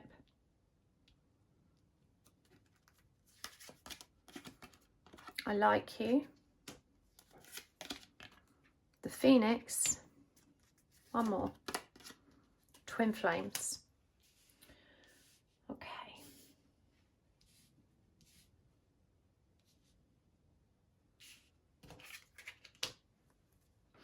We'll get more as we go, but let's start with what's on the table, pile 3. What is in your person's head? Your person's very conflicted. They're very indecisive. They're not really sure how to deal with this situation, but neither are they able to let it go. We see here with the Four of Pentacles in reverse that, you know, despite that possessive energy, they're not showing up, but they can't quite resist the urge to keep coming back. This feels like a never-ending cycle that you two have been in. And the head is very confused. It's a constant battle of, I want this, no, I don't want this. Is it right for me? I'm not sure. I think it is. No, it's not. You know, it's a real back and forward energy. It's quite stressful. In truth, they don't know what they want. They know that you are kindred spirits. They know there is a deep connection here. Logically, they are able to accept and recognize that. But they don't know what to do about it. They don't know why they feel this constant push and pull and why the energy never stabilizes. This means that, you know, in their head, they rationalize that this can probably never work because they've never experienced this kind of instability in a romantic situation before. They've never experienced this kind of confusion. And so, you know, where their head's at the moment is, well, you know, this probably can't work. This probably is a sign that this relationship is not for me. And they really struggle, you know, to kind of get past that thought. Remember, this is what's in their head. But the Six of Cups showing up here really is a very emotive energy. And this is a very positive energy to show up here, especially as it's clarified by the Empress. Because what this shows me, that this person is opening up their heart to feel, and that those feelings are, you know, impacting their thoughts. But they are very reserved. I do get a lot of air energy here, even though there's not a tremendous number of air cards. I'm picking up on Aquarius, Gemini energy.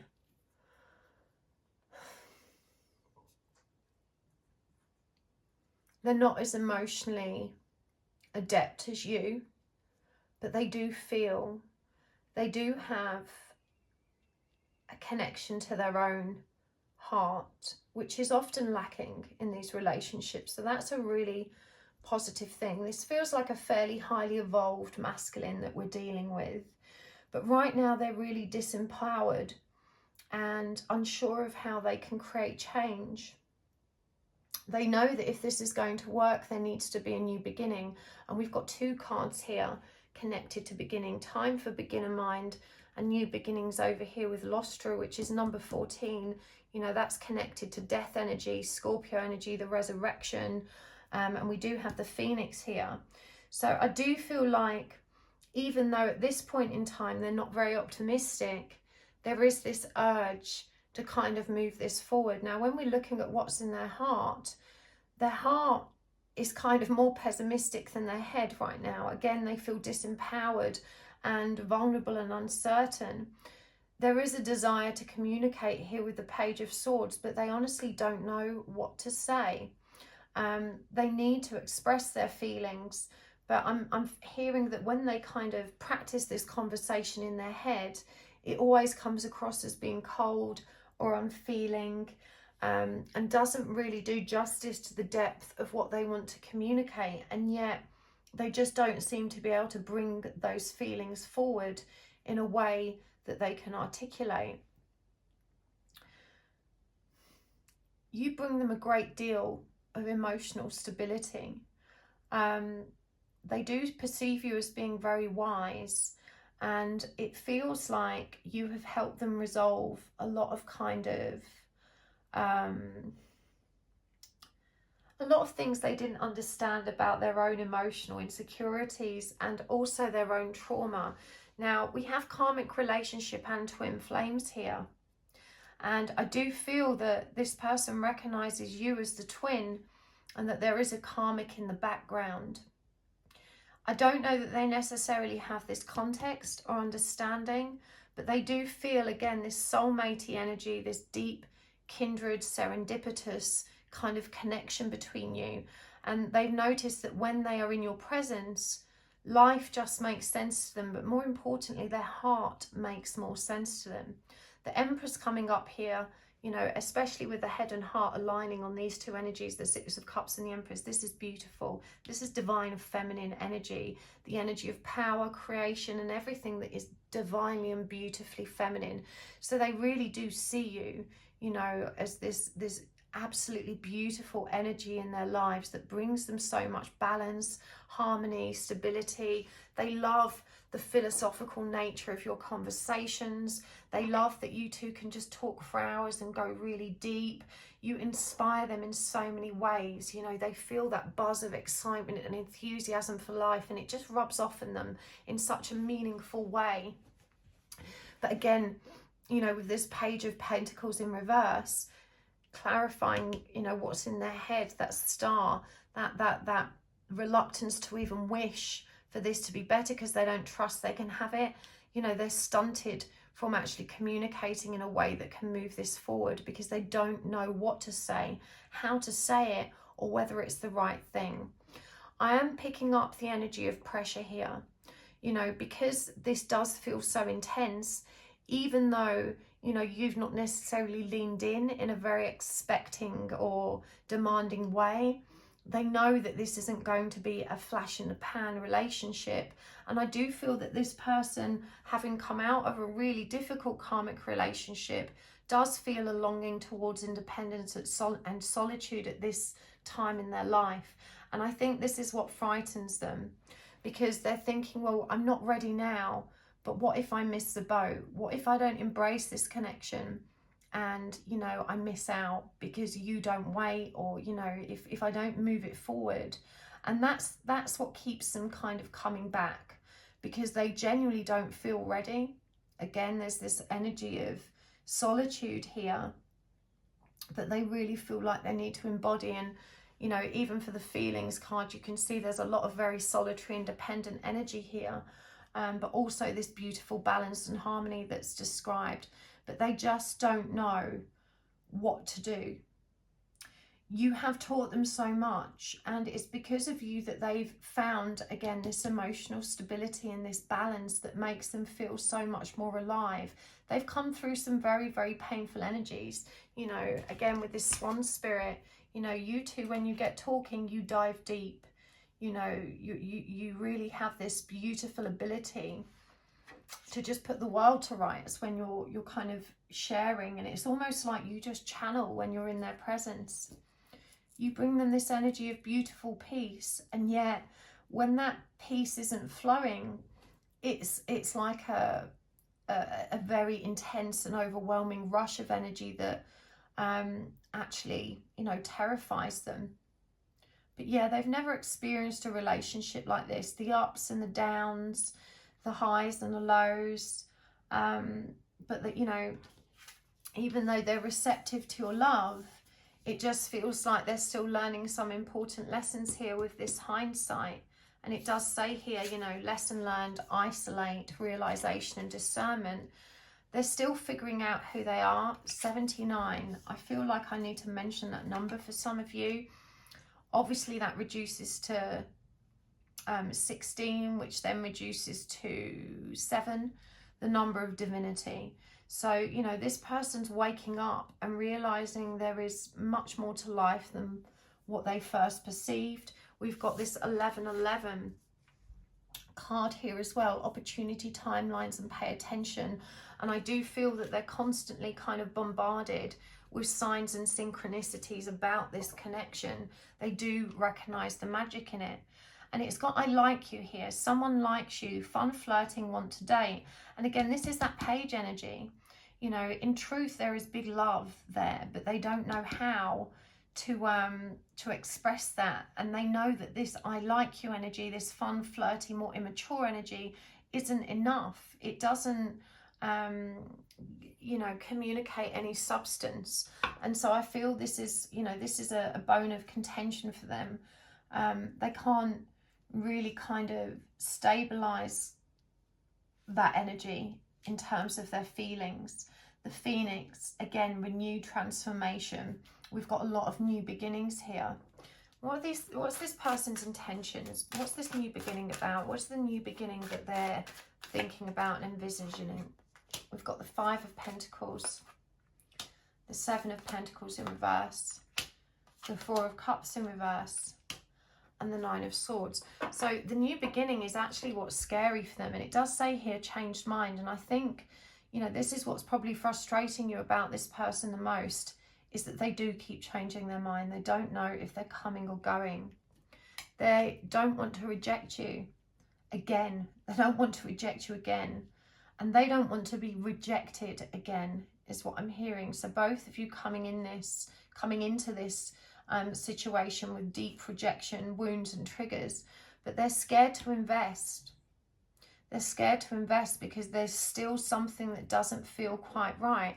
The 9 of Swords, bearing in mind we had the 9 of Cups out as feelings, to me demonstrates how codependent they feel, because, you know, even though you light up their world and they feel better in your presence, it terrifies them that they can't prop themselves up in that way. And so they're reluctant to rely on it, to develop that dependence, and to, you know, they've realized that they're not focused enough on themselves to really support that joy that you bring them. And so that also makes them feel that this is out of balance and that there's something wrong here. Now, in truth, even though this person has no real context, what's actually happening here is that the energies just aren't right. This person's still got lessons to learn.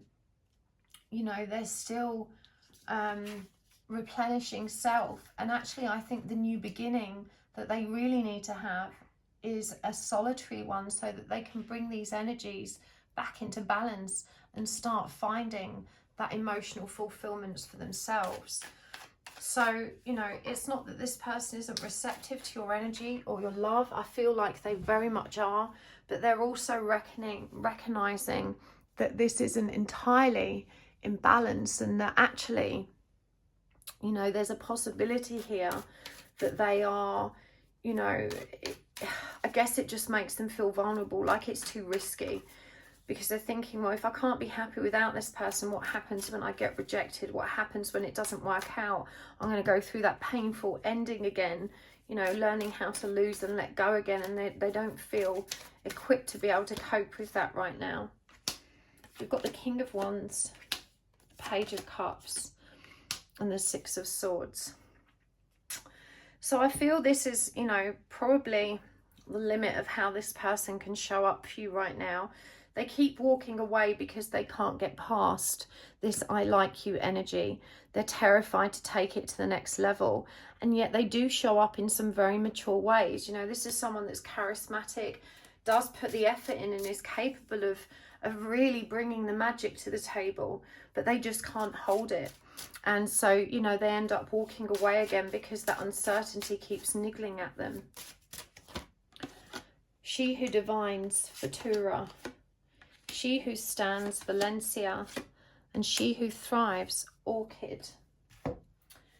Let's get some more animal cards as well. Beaver Spirit, Dragonfly Spirit, and Cow Spirit. So she who divines, future choice and judgment. For she who stands, it's resolute, implacable and determined. And she who thrives is flourish, prosper and blossom. I'm really drawn to the armor that's being worn here and the mask perched on her shoulder. She's holding the sword of truth. The mask, you know, is removed and this energy is resolute. And I'm hearing that they really admire your authenticity and how devoted, real and strong you've been. I have to say the overall energies of the divine feminine in this situation are really evolved. This feels like someone that's learned to be patient, and even though you're very frustrated with the slow moving energy of your person and their reluctance to really commit and make this happen, you know, you have kind of stood firm in your power, you've stood in your truth, in your authenticity, and you know, you are determined and resolute that this is your person, this is your twin, and that you're going to show up and keep working through this. There's definitely the energy of someone here that is, you know, connecting with their own psychic power. And when it says future choice and judgment here, and let me just see what she's holding up, the Seven of Cups and the Death card, the energy of transformation. If we look here on her necklace, number 3 shows on the dice. We've got Mother Mary here on her pendant and also a key. So much divine feminine energy there. Remembering the Empress is number 3. The Seven of Cups is about illusion and transformation. And you know, I'm hearing that you may have shared a lot of these spiritual concepts with them. I don't think you've used the term twin flames, but I think you have used the term soulmate. And, you know, you see that future. You recognize that it's not so much a choice as divinely guided. And this is what helps you stand in that resolute energy. They're very impressed by how calm, considered and still you've actually been throughout this process. But this does also make them question, you know, I guess your boundaries, because they're thinking, you know, I've kind of been trained by women that they have these rules and, you know, you keep showing up regardless, and yet they can't help but admire that about you because you don't necessarily seem at a loss without them.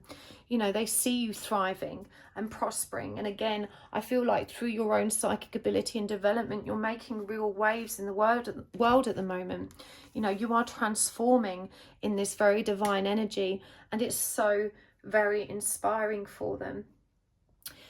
Despite their uncertainty and their reluctance to show up, you know, there is a solid foundation here of trust.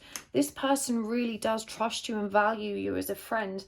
And I think it goes without saying, and you've probably discussed this with them, but you know, there is a deep, lasting energy here, and they know that you probably will always be part of one another's lives.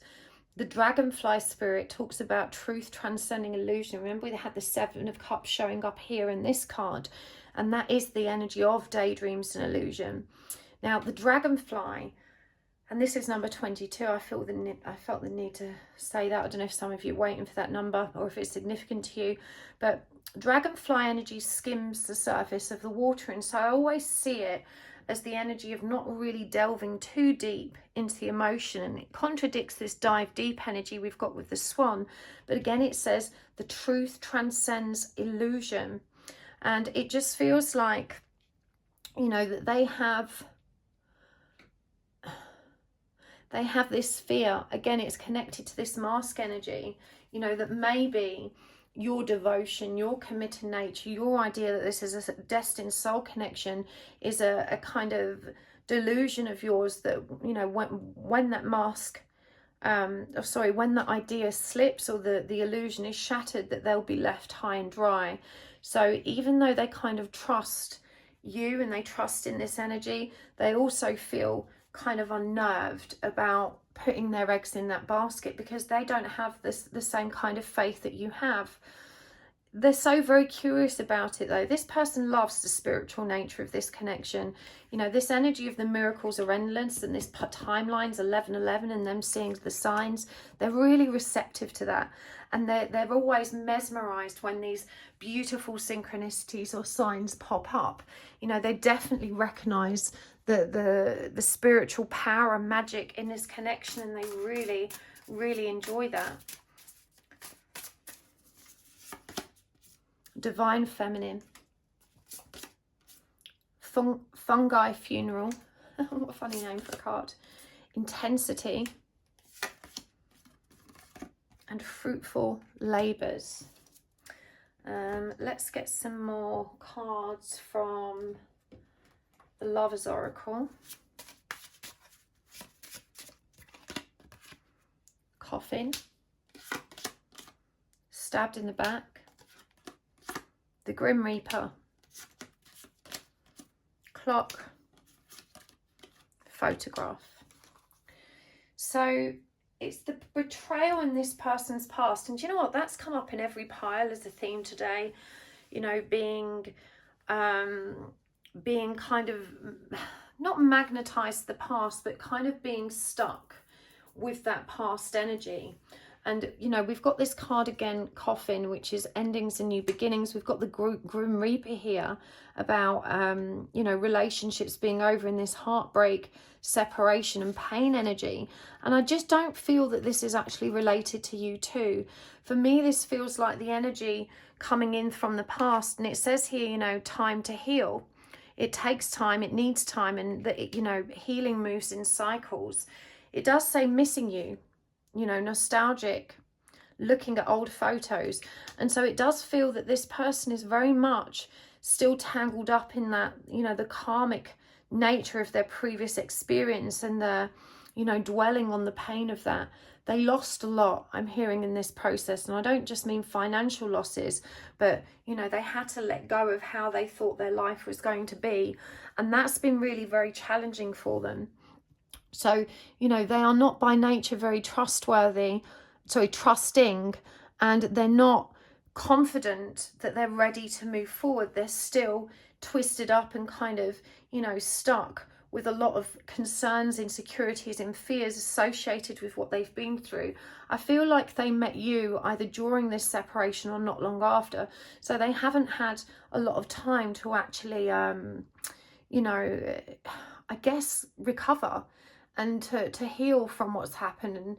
And so that's why we get this energy of, you know, solitude coming through, that need to kind of isolate and, you know, recognize what lessons were being presented. We have divine feminine energy showing up again. Yin, receptivity, moon qualities, you know, they definitely see. And look, I'm drawn to how you can see, you know, all of this connecting energy here, this very intuitive spiritual connection that connects between you. You've helped this person overcome so much, and it does say here sobriety and healthy choices. And I feel like, again, you met them at a very challenging time in their life. Perhaps they were indulging in lots of really destructive coping mechanisms. I'm hearing that, you know, they were getting out there and partying, and perhaps, you know, just kind of, yeah, just finding you know, distracting stuff to bury their head in the sand with. And this is something you've really helped them find more balance and stability in. The sexual tension here is very intense, and it does say intense feelings, sexual passion and fervour. And this is why this person keeps coming back. You know, again, the logical mind says, this can't work right now. You know, this isn't for me right now. I need to move on from what I've been through. I need to have some time for myself. I need to find myself. But that intensity keeps pulling them back. You know, they think about you all the time. There is a very obsessive energy to this card. It says fruitful labours as well. Growth, birth, manifestation and a harvest. And again, this is a number 11 card. And it goes back to them recognising, you know, how much seems to happen when you two are together, how productive, magical and beautiful that energy is when it presents. And, you know, there's just this energy of awe and wonder when it comes to you that they can't quite shake, even though their head is saying, not now, not now, not now, you know, but their heart is saying, well, you know, this just feels really good. Sometimes too intense, but, you know, I'm feeling the magic. Big energy.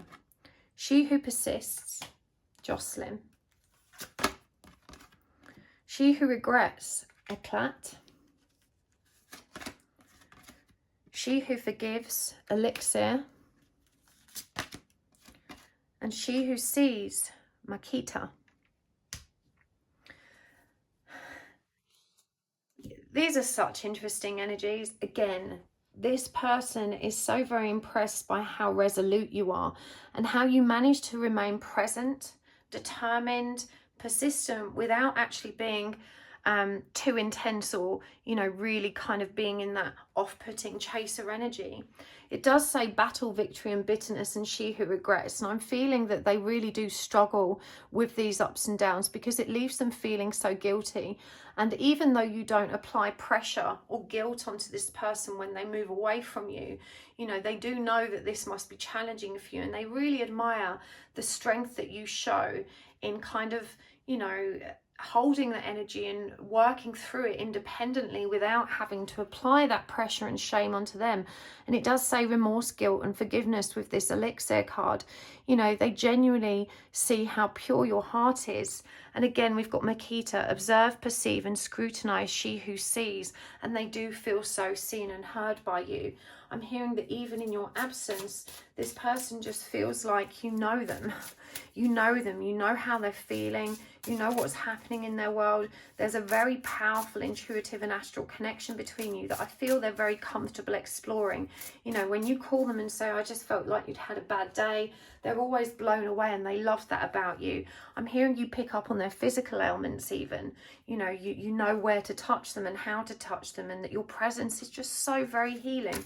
But, you know, this person really sees your strength. They really see your power. They see how, you know, firmly you stand, and they are a little bit confused as to why you're so devoted. They don't necessarily see what you see in them, and I think that really reveals, you know, the insecurities they have about themselves and about who they are. Frozen in time, stuck, avoiding change, locked in the past. Again, they know a new beginning is needed, but that fear, T of transformation, time to fly south, and breathing room. So I think, honestly, I don't see that this connection is going to magically transform anytime soon. These cards kind of contradict one another because it says stuck and avoiding change, locked in the past. And this one says healing, remedy and positive change. But what I'm hearing is that the door to transformation is open. They just have to choose it. But right now they are in avoidance of the changes that are required. This is a beautiful card. Getting away for a while on travel or vacation. And I really feel like, you know, we had stillness come up. They're embracing this dove here, a symbol of peace. I really do feel like you may be invited on this trip. But, you know, they need to have freedom of movement. They need this breathing room and space right now to really find who they are. And so, you know, I feel like you're doing a great job of really honouring that need for them, even though, you know, you can sometimes get a bit frustrated. It doesn't feel like you apply that pressure and, you know, make those kind of demands of this person in that respect. Now let's get some guidance cards for you and charms before we take this over to the extended. I'm going to pull some tarot cards for the guidance too.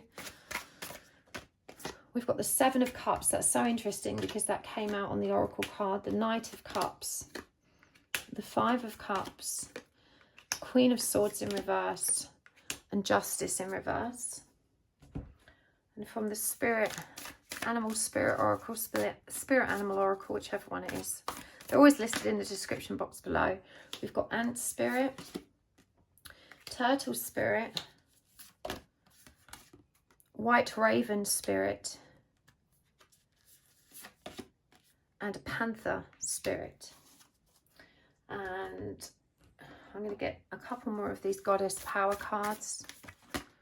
Sophia, Divine Wisdom, and Demeter, Nurturer.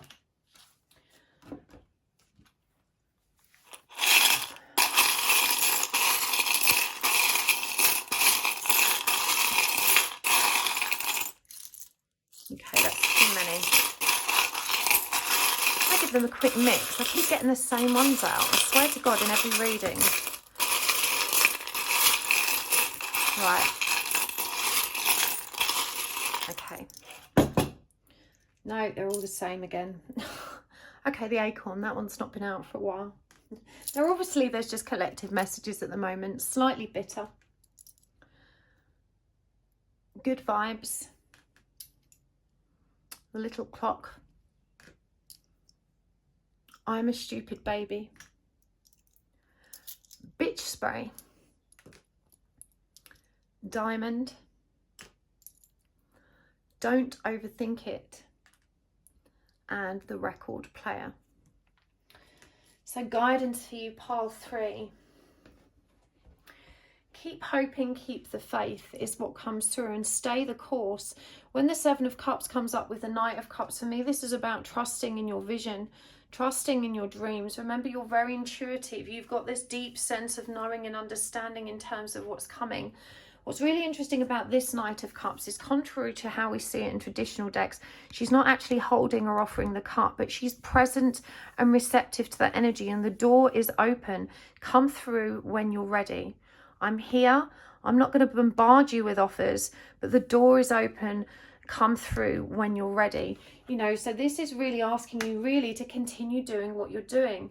There is some unprocessed grief that they have to navigate. They're still slightly bitter about this. You know, life has given them lemons and they're still transmuting and processing that grief. So it's really important to understand where they're at in that, and to, again, give them that breathing room to kind of move through it. And the Queen of Swords coming up in reverse with Justice in reverse really does clarify that bitterness. We've got Bitch Spray coming up here. You know, I'm a Stupid Baby. Don't overthink it. These are all cards connected to that inner turmoil that they can't quite shake yet. You know, they are still trapped in this kind of processing of that trauma they've been through. There's a lot of anger still there. And, you know, this kind of makes them, again, very nervous. They're not...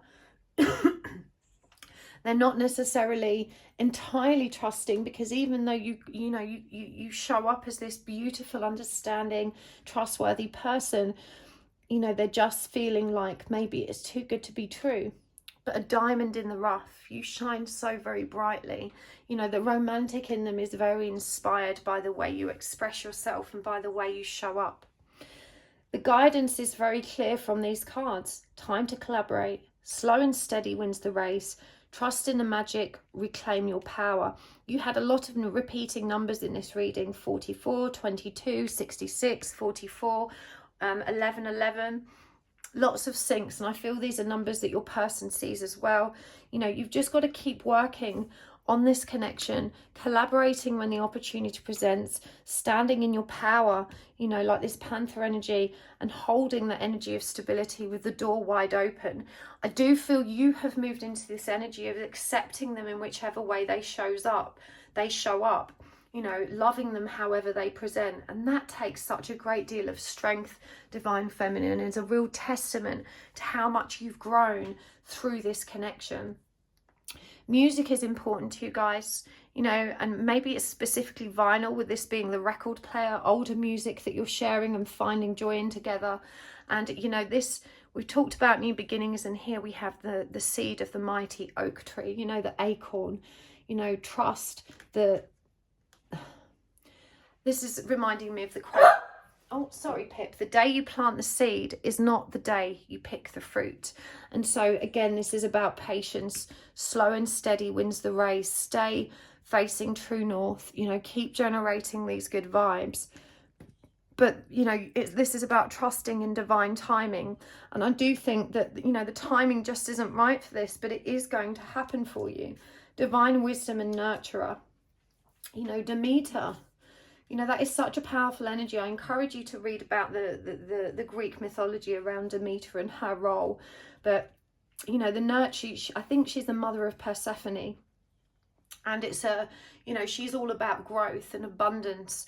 And I do think that you have everything you need. You have access to the guidance you need. You recognize this person's insecurities and their pain that they're going through.